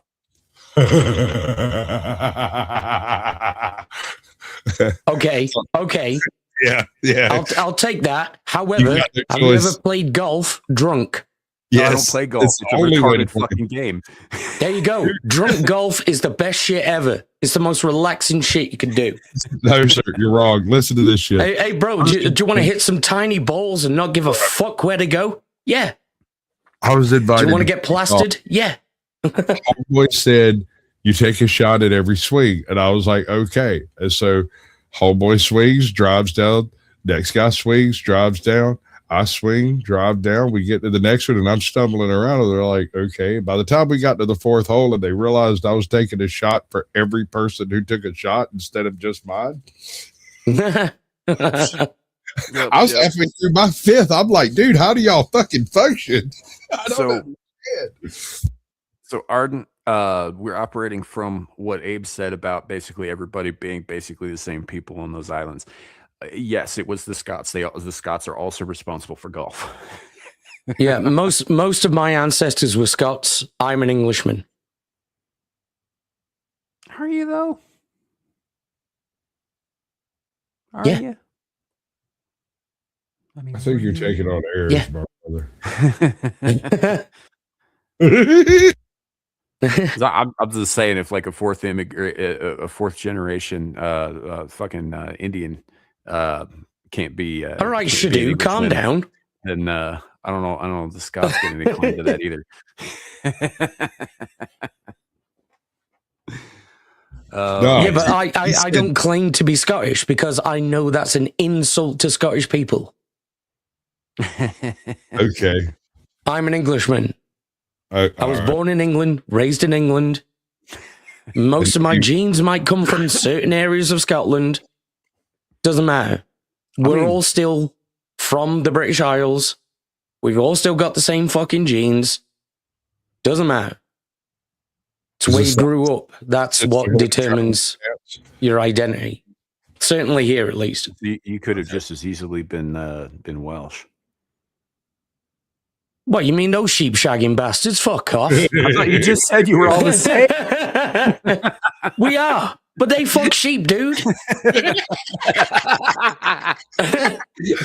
Not just the use. I have it on good authority that apparently, at least as far as I think it was one of the Ayatollahs, right? As long as you kill the sheep after you've finished and sell it to an infidel, it's fine. Mhm. Yeah. Then it becomes halal. Ah. It does. There are also If you don't some kill it, stipulations very for- haram. There are also some stipulations for if it's a female animal, it's fine. If it's a male animal, you have to kill it and sell it to an infidel. Mm-hmm. But either way, you can bang animals. I don't know why you would. Aaron Laura got a good one in. How would you spell Abe? It says Abe. He's not wrong. That's the fucked up thing. And you pronounce it with a lot of Very good. Very proud of you. If you can't speak Klingon, don't go to Wales. Yeah. Don't go to Wales. Well, this is my friend Abe, or as we say in his native tongue.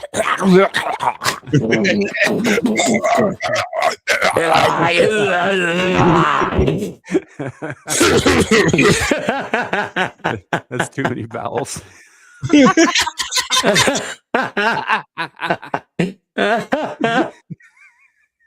Also correct, yeah.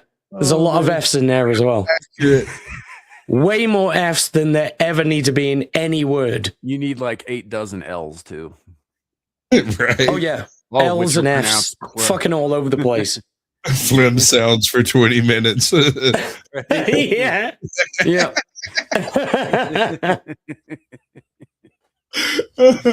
Oh, Lord. But do you know what?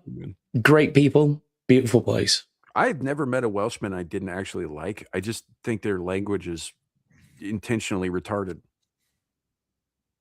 I met one. Only Well, no, it's accidentally retarded because it's like an extant remnant of the ancient Celtic civilizations of Europe. No, I mean, I So get that, it's- and I understand like why the words get longer as meaning gets attached to them. Like most of the place names are actually Yeah. descriptions and directions to said place, right? I get that. I understand all of that. I just think that they also did it to fuck with outsiders. I think that came in later. Yeah, honestly, I don't think for a long time they even knew outsiders existed. That's what I'm getting at. Is they didn't know about the outsiders, and then when they found out, they went, "Hey Yeah. guys, listen." If you've ever been to the Welsh valleys, like you could well believe that the world doesn't exist outside of them. Right. Yeah. Beautiful place. So, and Zilege is right.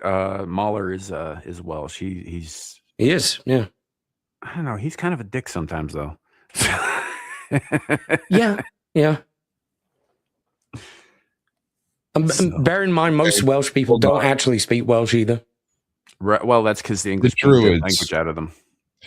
I'm so, oh God, I've run across 2 or 3 people purporting to be druids from quote unquote the original coven back in such and such an exterminated fuck off. fucking Romans.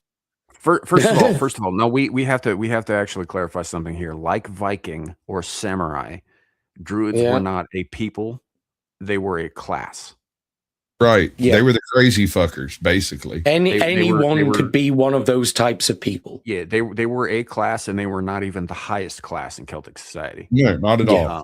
But they were the carrier of oral stories and the travelers amongst the fence. And now we shall have the oral sex. Sorry, I had a little Python moment there.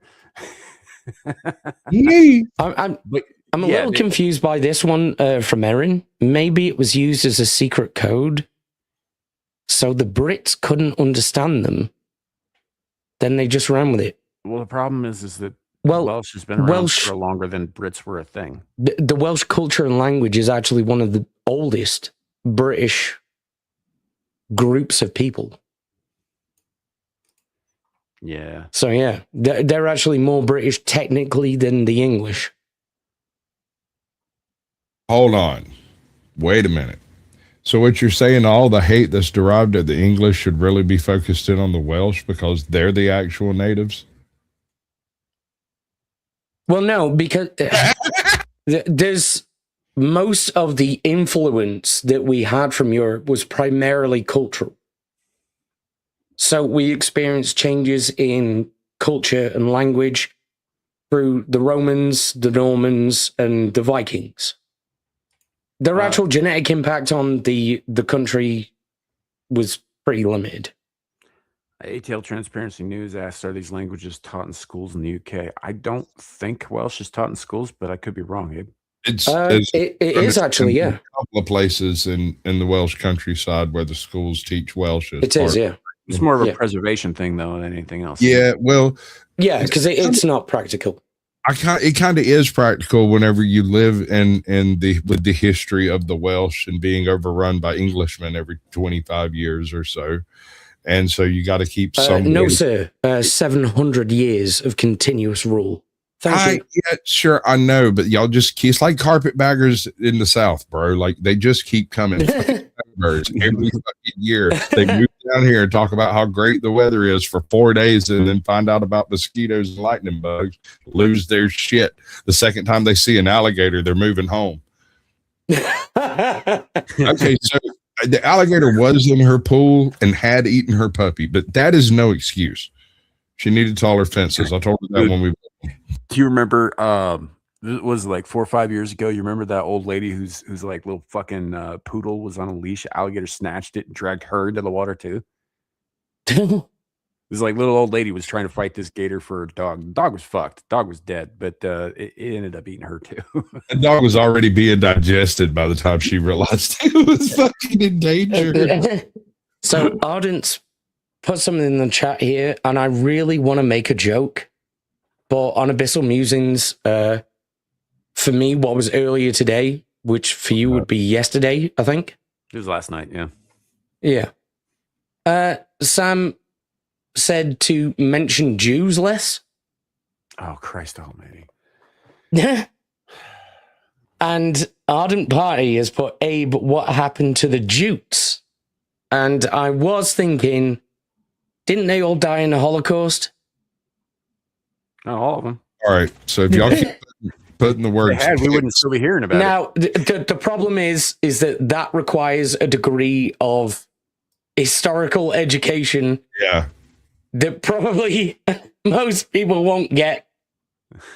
But the Jutes, the Angles, the Saxons, the Picts... that English accent right out your mouth.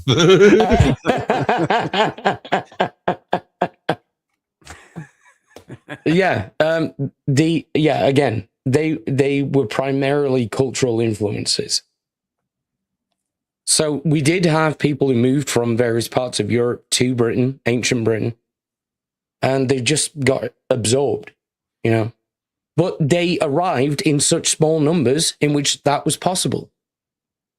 But their culture was so popular, it caught on. The language caught on. I would And argue it happened multiple times. The art did it. Yes, They absolutely. have very unique artistry, songwriting traditions, and notes. It's a very Yes. unique culture. Yeah. Yeah, absolutely. Britain during the post-Roman age would have been a very fascinating place to live. Nobody cares about Britain anymore. Let's talk about Greenland. You know, we are going to talk about the Greenland some more. Although I will say that Does anyone ever care about Greenland? Why do we even bother talking about it? well, because Greenland might end up fucking all of Europe, so that's why we're talking about it. Okay, Ardent's mentioned this here. The Picts were the Scots victims. Technically, that is actually true. Now, one of the biggest historical ironies here is that the people that we came to refer to as the Scots came from Northern Ireland, from the Dalriada, right, in ancient Northern Ireland. And they effectively, culturally displaced the Picts. They didn't wipe them out, they just absorbed them. Just the same thing that's happened over and over again in British history. Right. Calling them victims, I wouldn't go that far. Look, the same things happen over and over again in human history. History. It's everywhere. It's constant. It's been throughout all of human history. And the fact that anybody thinks that any one group is significantly more or less evil than any other for doing the same thing that we all Exactly since the beginning of fucking time is just retarded. That said, Arden, I really hope you're right about this. I do, because fuck NATO. It needs to die. I mean, it is a problem. It was designed to solve certain problems. Those problems it served its purpose. Yeah, and it is no longer a problem. functional organ. It needs to dry up. It's the appendix. It's the appendix about to burst. Problem is if you don't excise the appendix before it bursts, it will kill you. So all right. So here's the thing. It was initially put together specifically to manage over the buffer zone between Europe and Russia and those other assholes over there. And that whole sequence has been subjugated by NATO taking over various other states in there. And that was never part of the fucking deal. The second that started happening, its charter became defunct, and it no longer has an actual function as an organ in the world stage. Yep. That's fair. That's fair. I forget what this video is. I think this is Mark Carney saying other stupid shit. The progress that we've made in the partnership sets us up well for the new world order. Dun, dun, dun.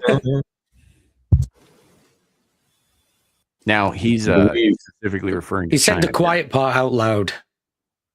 It's not that quiet if you keep saying it. They keep saying it out loud. I think he At means, what point does it stop being the quiet part? I mean, not used to. I'd put on my tinfoil hat, 4 years ago talking about this, but don't need to. Here we are. Yeah. Here I am. You Lars. Yuck. Murder. Come on.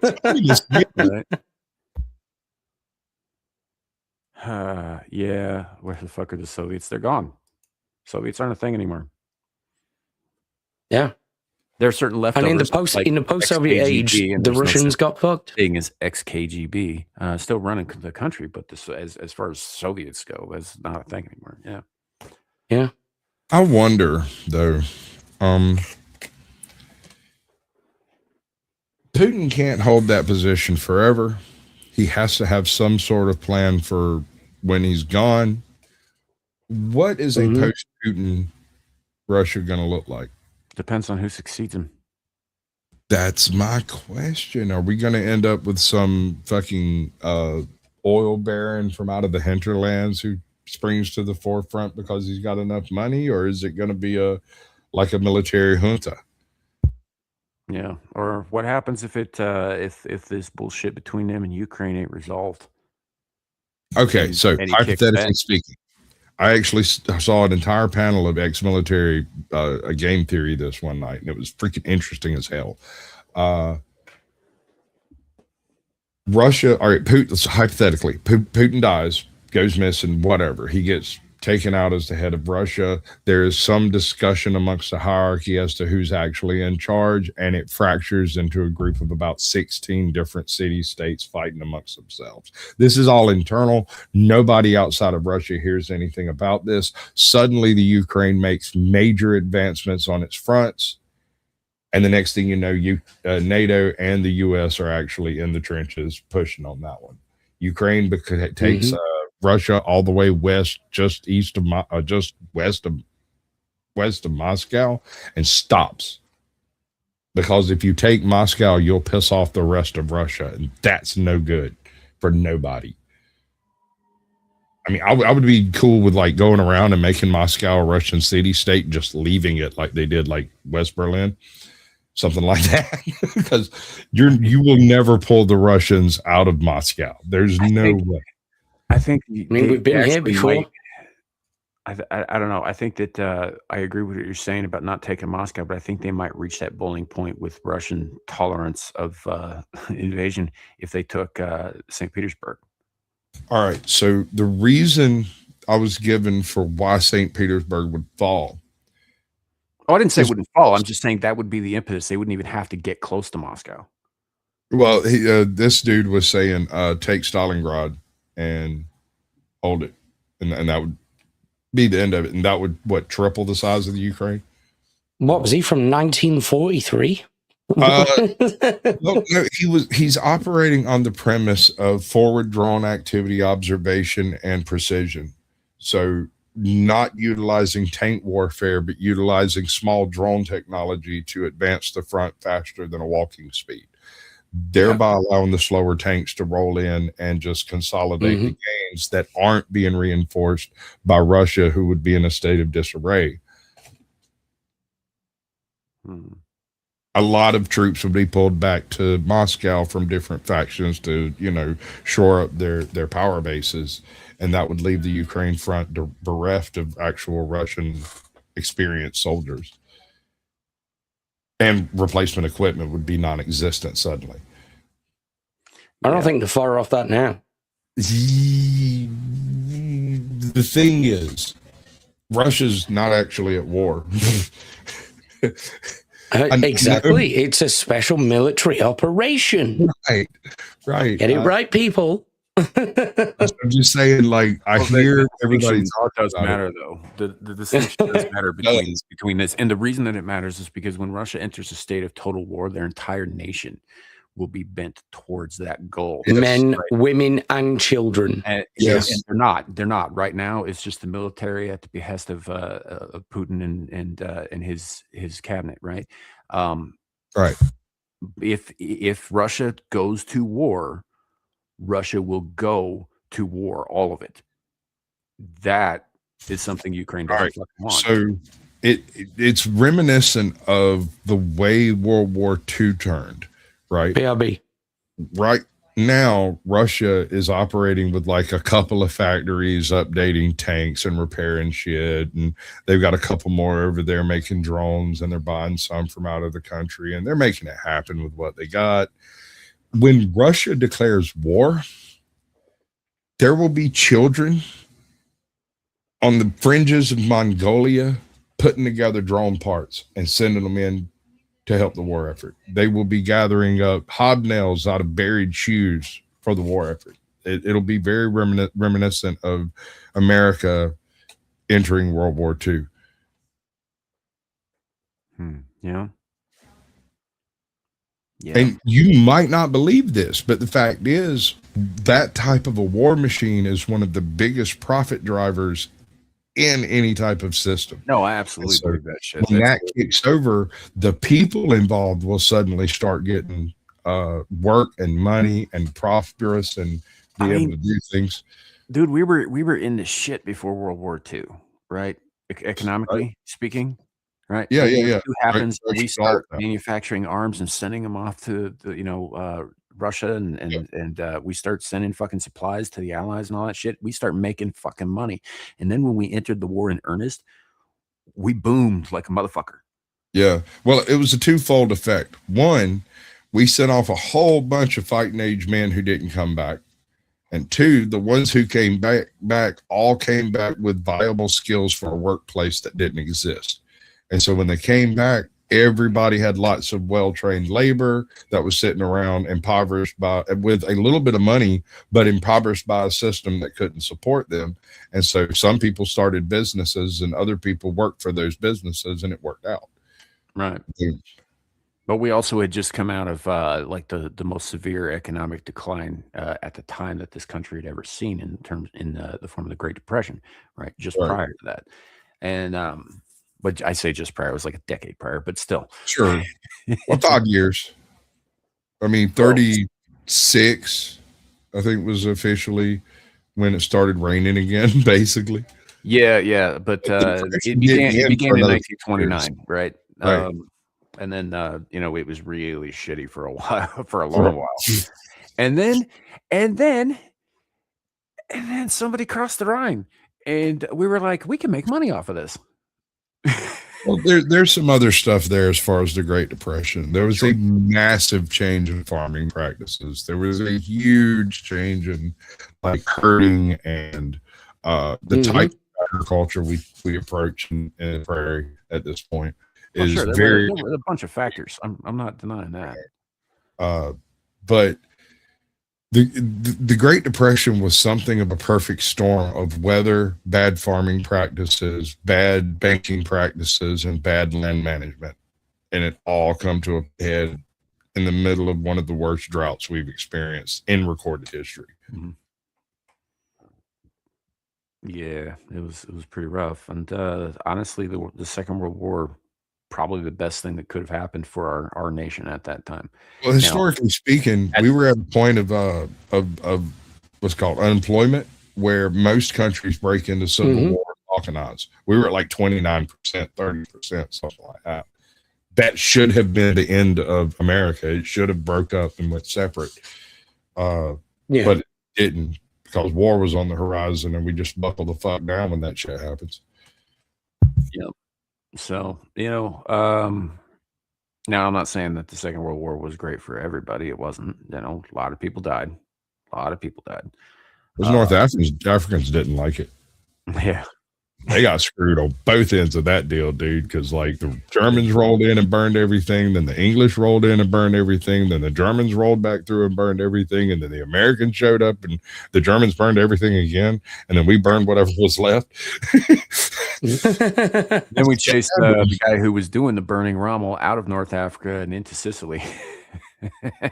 Yeah. Right. And you would expect, if you look at the geography of Sicily, you would expect that to be a readout that couldn't be taken given enough tanks. But you got to get time to settle in on that for it to work. That just didn't happen. Yeah, and we had a patent.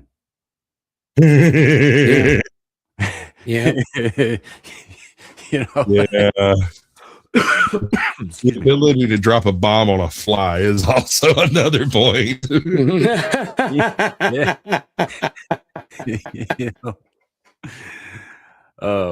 of the greatest military leaders in the history of the United States. Too bad we didn't listen. Yeah. All right. So, what is your opinion of Monty? General Montgomery. General Montgomery, yes, sir. What is your opinion?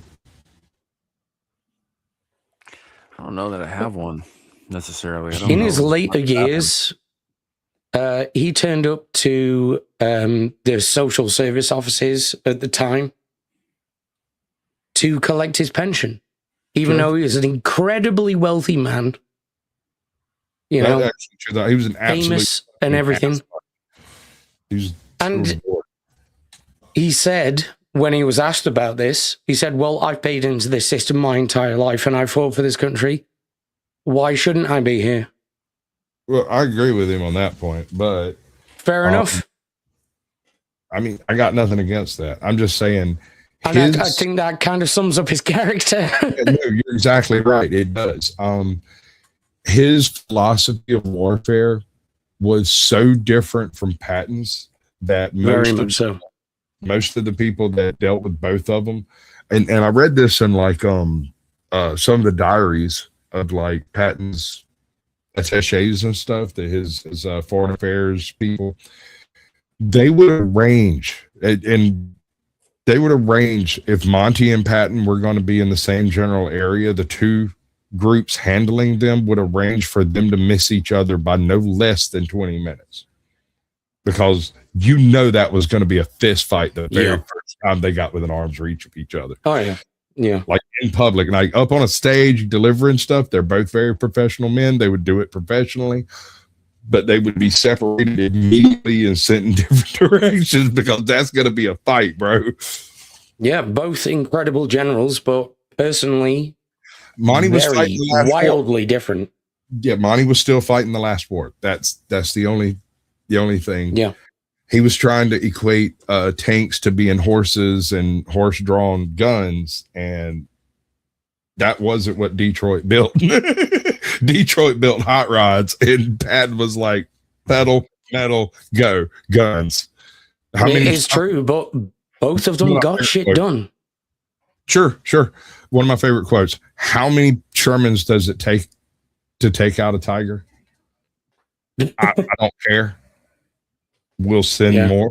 That's the philosophy Patton had. Yeah. It's like just many I throw at it. How many I got? That's how many I'm sending.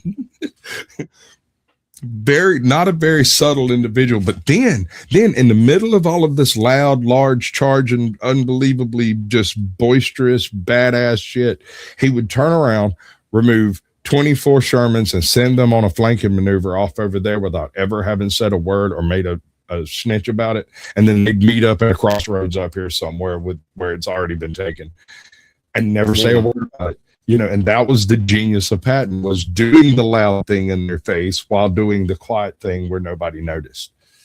Mm-hmm. And by doing that, he didn't outrun his own columns, right? It kept all of his fighting force nice and tight and a neat little line moving forward all the time, even though every now and then there'd be a it's beautiful. Yeah. No, Art, great, man. And he was very inspirational to his men too. They loved it. Here's the thing, right? And I might have mentioned this story once or twice before on the channel. I don't recall. So one of my very close friends, a man I count among my brothers, told me this story years and years ago. And so he had a grandpa, right? Well, he had a couple of grandpas, we all do, but he had one grandpa in particular who served under Patton. And I was able to meet this man briefly before he passed away. But as the story goes, like, y'all saw the movie Patton, right? With George C. Scott, right? So the scene where he goes into the tent infirmary, and there's the guy who shot himself in the foot trying to get out of duty, and he just slaps the shit out of him and sends him back out, right, for being a pussy. And then he comes upon the guy whose head was basically blown apart with a mine, and they had to basically reconstruct his skull with metal. And he leans down and he whispers something in that man's ear, and he pins a purple heart on him, and he salutes him. My brother's grandfather was that man. Right. Yeah. To the day he died, anytime somebody would ask him what Patton said to him, all he ever said was, "That's between my general and me." Like, Patton inspired, I think, genuine love from his men. Yeah. Not just loyalty. I'll tell you another general that inspired an awful lot of loyalty and love that you wouldn't expect. Sherman. Uh-oh.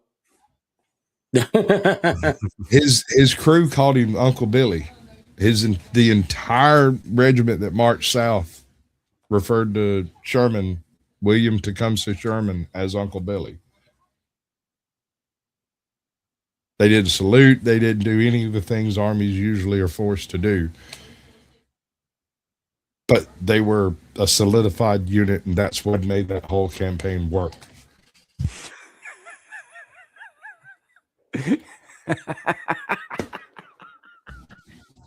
Yeah, that's exactly what I thought he was going to say. I mean, but it's not wrong exactly either, is it? Like, Rommel was a fucking brilliant leader. He was a professional military man. Yeah. Bro. Yeah, sure. He was part of the Nazi party. That was a requirement.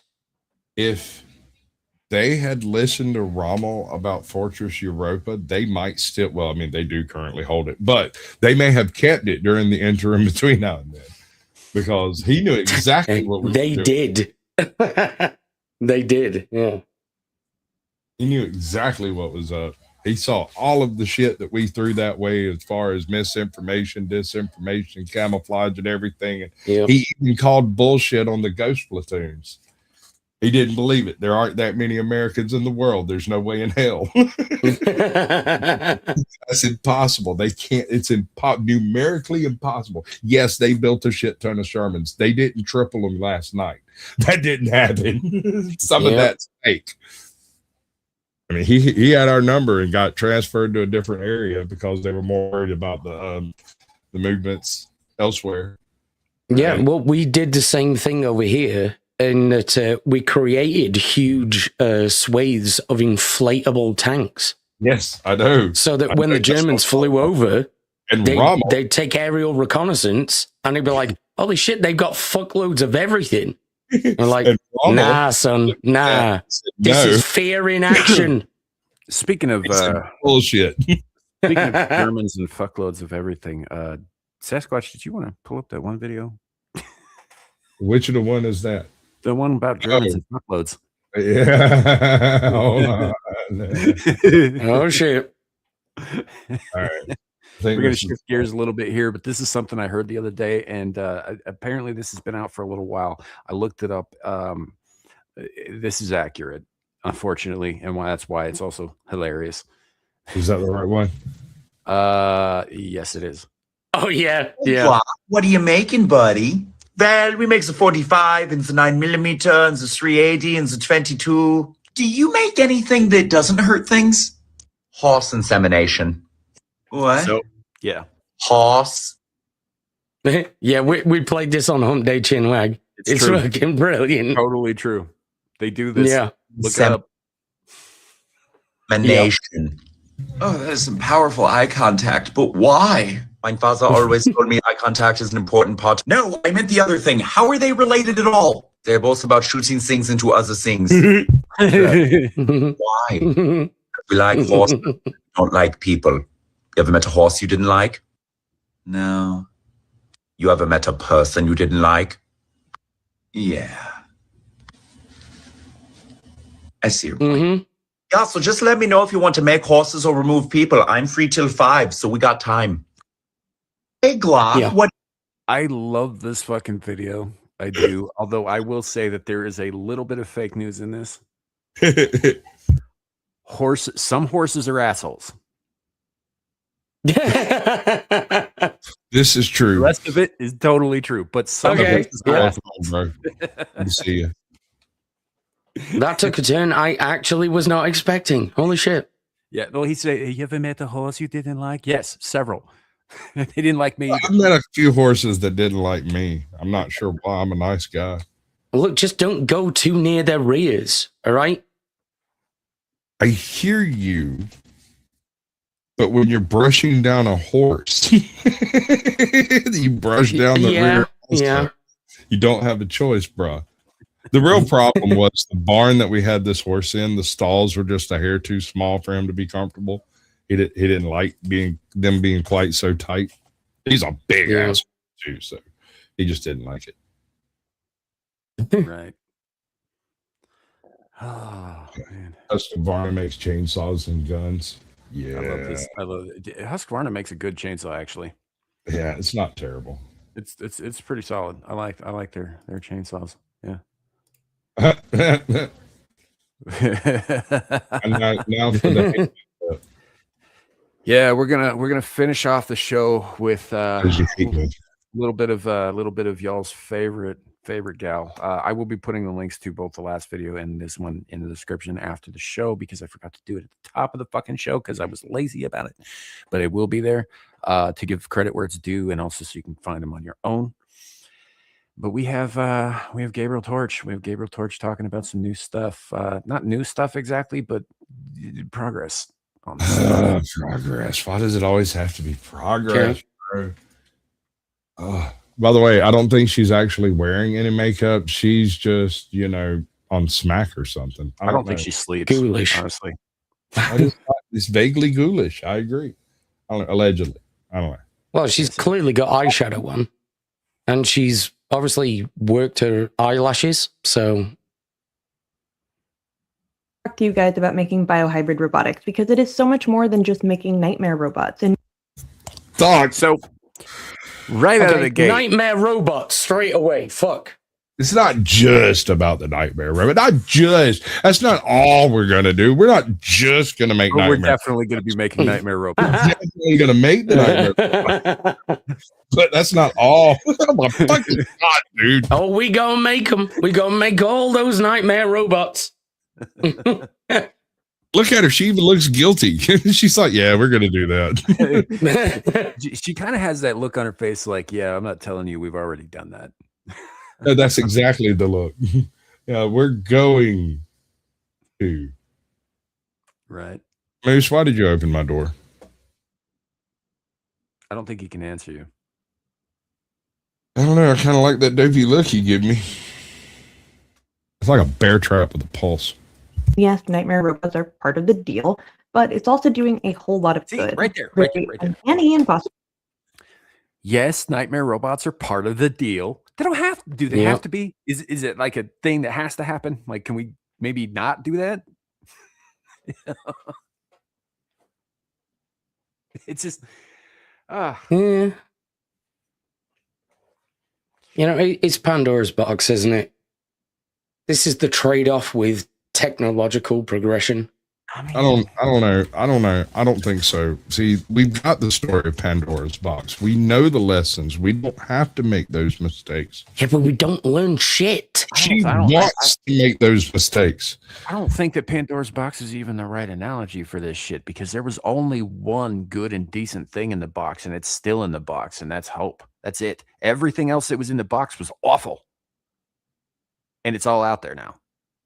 Yeah, but you do understand that hope is the most dangerous thing ever. Yeah, which is why because it inspires people to do the most terrible things. Well, so does love. I hate you. So does devotion. So does faith. I hate you so much. Abandon all hope. Still good. It's pure. We'll talk about it. Biohybrids come in a wide variety of forms. In fact, we are already using them for medicine right now. We genetically engineer viruses so that they can gene edit people. That has been done. It's been done with sickle cell anemia. This group is taking algae and then converting it into a biohybrid robot that can then deliver medicine. Now, I'm not particularly fond of algae, mainly because they produce byproducts that can cause ALS. In fact, even living near a body of water can increase your chances of getting ALS significantly, which is a neurodegenerative. I think I need to verify that. I don't know that for a fact. That, yes. Algae causes ALS. Yes. Yes, it does. But it's specific types of algae and typically found in specifically polluted types of water. And so, like, when she's like living near a body of water or whatever, no, we're talking about like some of those Midwest ponds out there that have like 92% algae content and shit. Yeah, I okay, I can see that, because like when you talk about living near a body of water, like ever, you know, like how come everybody in history doesn't have fucking ALS? Have you ever seen the video of like Boston Harbor or down near Galveston? It happens sometimes where the foam will build up on the coast and it'll turn into big wide blocks of foam just kind of blowing down the beach. The mechanism that causes that to be possible is a combination of highly oxygenated water right off the coast, certain specific pollutants being found in that water, and a high wind, which aerates the water a little bit more to a tipping point, allowing the bacteria to produce an algae to feed on those, and it creates a soap type material that is essentially fucking dioxin. I mean, it's like it's ALS in a bubble. Don't fuck with it. It is some of the most toxic stuff on earth, and it's not exactly created by humans. It's sort of a mother's nature's kitchen related. People who wander into that shit and play with it, it'll be 6-8 months later, they'll find out that the myelin's been stripped off of the synapses in their brain by some weird chemical reaction we've never seen before or something. Sorry, I might have went a little deep on that one. No, it's cool. Against algae, but yeah, it works. And this is why lipids are such a big deal. Lipid nanoparticles, because you can shove them full of stuff and then those can enter your cells directly. Isn't that what we just did like 5 years ago? I want to talk about it. Okay. In a lipid bilayer, it makes a little circle. And then It's not quite the same, but No, it's not quite the same, but essentially you're using one thing to sneak in another thing into a thing that didn't want either of those things in the first place. Still not talking about it. I don't think cells have agency, to be honest. Tell that to a protozoa. Yearns to live. I'm just saying, tell that to a protozoa, bro. Yeah, well, that's the programming of them, though, isn't it? That's the programming of all life. It's a programming of you too. Yes. That doesn't. It just because it's programming doesn't mean it's not true, man. No, and I'm not disputing that. To get into the cell. In fact, research on lipid nanoparticles, so protocells, have been very effective for both figuring out the origins of life, but also medicine, because your cells are just goop inside of lipid. More recently, researchers have been working on making organs or limbs, parts of a whole body, because you can grow them independently and then they can be put together like Legos. And yes, a synthetic lung may be in the future for us. Also work on kidneys and livers, but research in those seems to be better to just grow mini versions of them. Can you imagine that? Do the same job. Can you imagine that? Just like, I need a new lung, so I'm just going to open up the chest fucking plate here and pop this one out and plug a new one in, like fucking Lego, like a plug and play kind of device. You imagine doing that shit? I don't see that being an option. What I see actually happening, and this, you might hate me for this one because it's dark. I think they are more likely to fake this while having brain dead clone farms for the wealthy, where when a child is born, 10 clones made of that child, the brain. The island. You remember the island? Yes, exactly. But this will be the cover they use to explain where those treatments come from. Yeah, because you can't have your elite populace knowing that whole human beings and lives are being grown and fucking chopped apart to keep you alive. Right. I think the living body robots are kind of the creepiest ones, like muscle fiber wrapped around a little spring so that it can move and even be directed. It's just uncanny because technically made of human tissue, but it's not in a human. But this could be part of a limb. Yes, you could potentially grow a limb, assemble it, and then use it, as opposed to one you might not have. Hell, maybe you can have multiple limbs. I don't know. I don't know that the structure is there, but I bet someone's going to try it. I mean, you do technically already have multiple limbs. I mean, more than 4. This is one of the papers that just generally creeped people out because they made a biomechanical limb. It's made out of human tissue, mind you. They grew muscle fiber. Why? I think you asked me this question last time. Every we had one time. of the videos up, and I'm going to tell you the same answer. It's because it fucking works. God damn it. Fibers and put it together and made each individual finger so that they could move like our own hands. And we've all seen the flesh thing that I love so much, also made from human tissues, that they wanted to become a skin for robots that could potentially grow, heal, and give sensation. Although there have been better alternatives, and I've talked about them, like carbon nanofibers, than your robot needing flesh. All right. Carbon nanofibers might be the worst invention in the history of mankind. Do tell. They're permanent. Mm-hmm. They sometimes spontaneously, when breaking, they will spontaneously form these things called buckyballs, and technically a carbon nanofiber is a bucky fiber, which is a buckyball that is stretched and into a cylinder essentially, and that's where their strength comes from. But the buckyballs are created when the fibers break with enough energy that it actually pops the carbon thing together and it becomes a spheroid. These things are permanent, indestructible, and will be there after our fucking stars burn out. Yep. Forever. You can't burn it. You can't break it. As far as I know, they are indestructible unless there's some change that's taken place in nanotechnology in the past 10 years, which there might have been. The only thing you can do is render them either into a fluid by adding them to something like acrylic or something to keep it from floating around, because these fuckers carry a negative charge, bro. They float. They free float in the fucking air, which means that every inch of the Earth's surface has a tiny deposition of buckyballs on it ever since they were invented like 50 years ago. Yeah.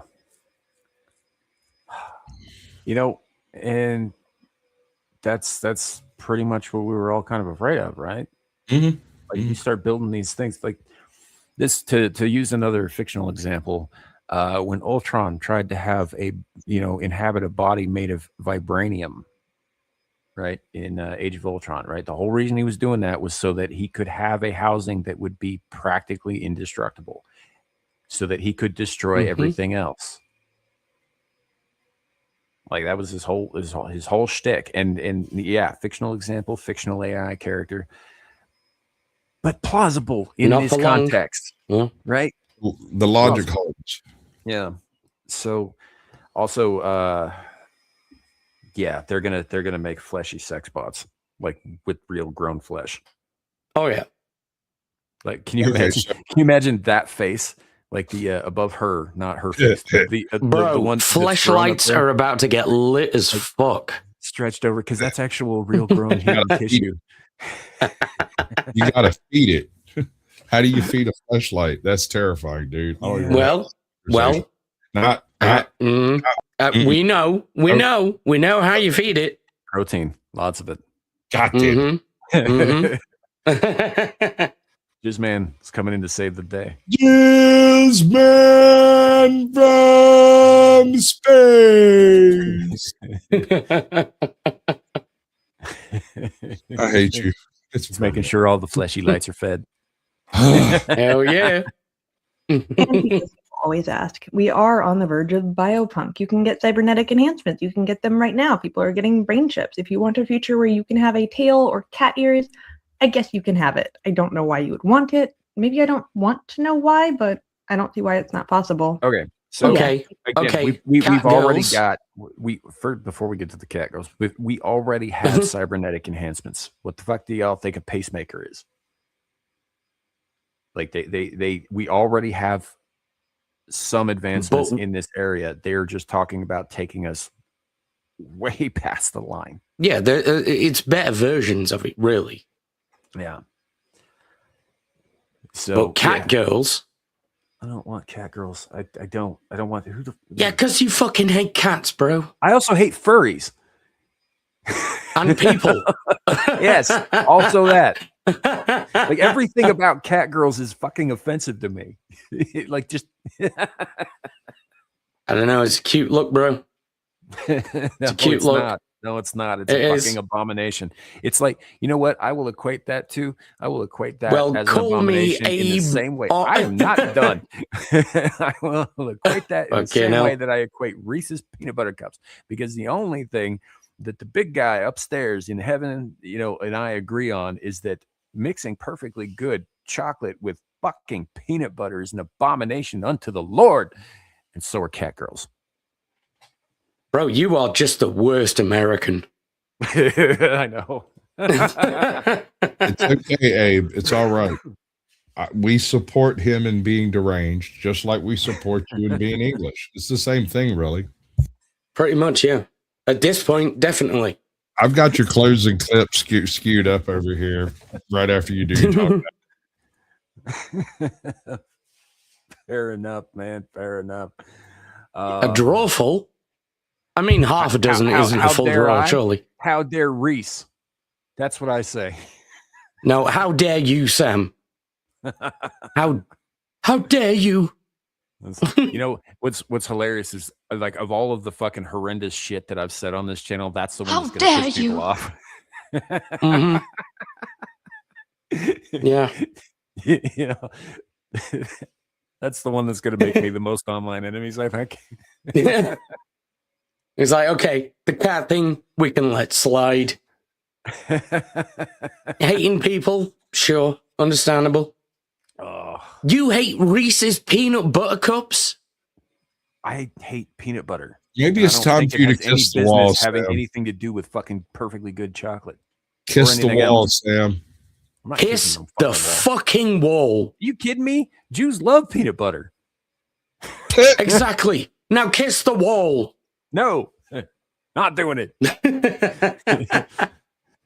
Peanut butter makes the frogs gay. I can't eat I don't really care. I really like peanut butter, but I can't eat it. So, you know. I look at Reese's cup. My God. Like, it's going to make my mouth burn. I thought peanut butter was spicy. I'm just allergic. Spicy? Yes, it's not spicy. Oh, right. Oh, shit. I thought beans were spicy my whole life. I was like, oh, there's some spicy beans, and people look at me weird. I walk around with my lips bright red. Oh, is this spicy? No, I'm just dying. Fuck. Basically, I didn't know until I went and had some of those allergy tests done, and they were like, "Did you know you were allergic to legumes?" And I was like, "Wait, that's like everything I eat." I felt so much better about 2 weeks later. It was amazing.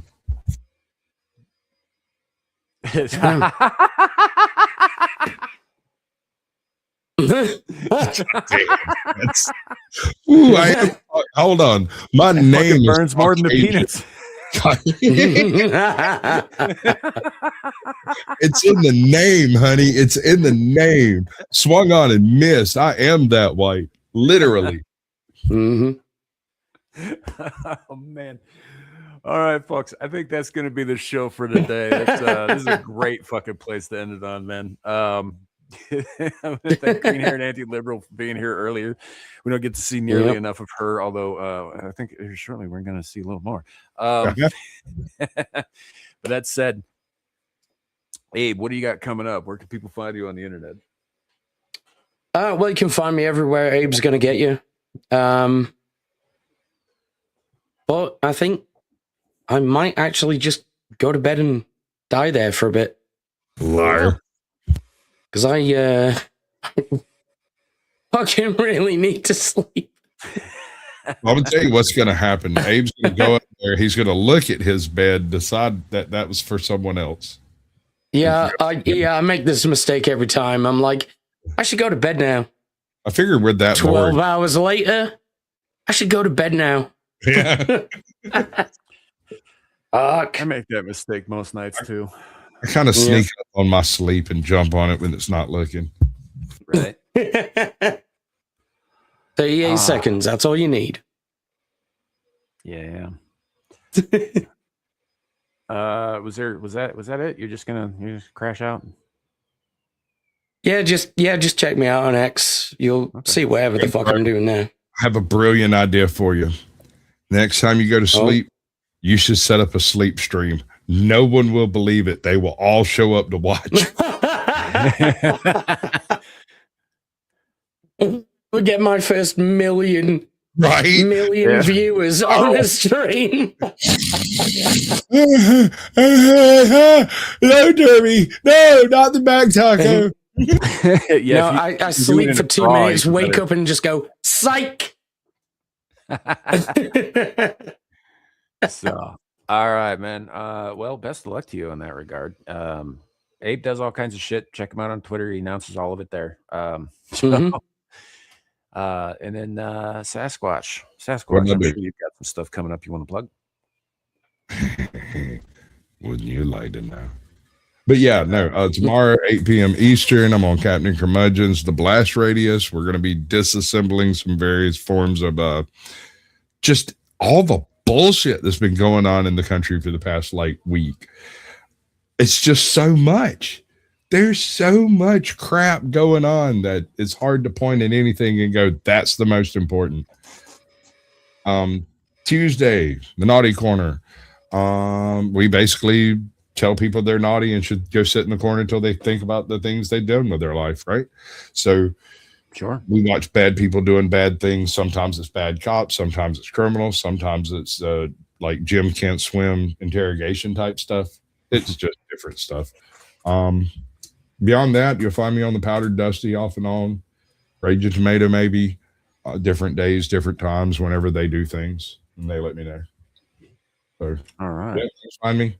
I brought up the closing clip for after you finish talking out, and yeah, we'll do that, and then play the outro, etc. At all. As far as I'm concerned, if Amira goes live tonight, I'll be over on Exiled Lioness 2 helping out with that. I haven't seen anything up yet though, so I don't know if she's doing that tonight or not. She might. If she does, that's where we'll be.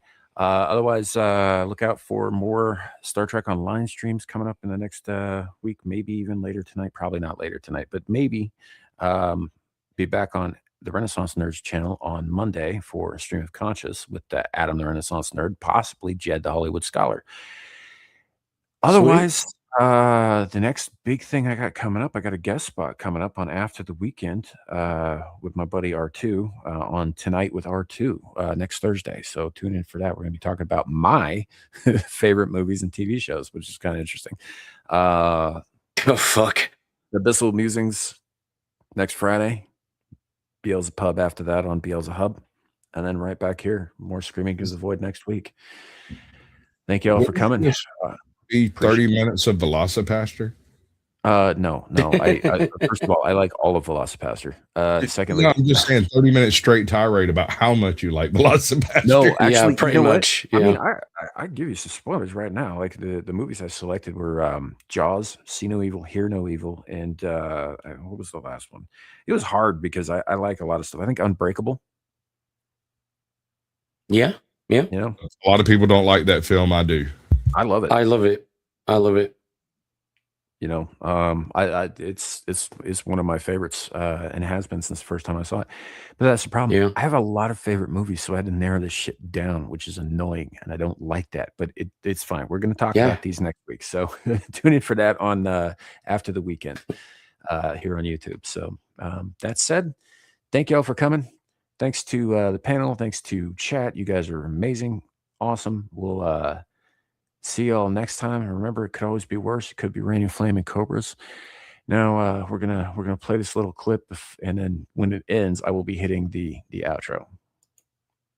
See, guys, you're gonna buy a book for this. You know you're gonna buy a book for this. Better than my pirate costume. And I think it froze up a little. Oh, there we go. And go. It's fine. All right. Bye, everybody. Bye.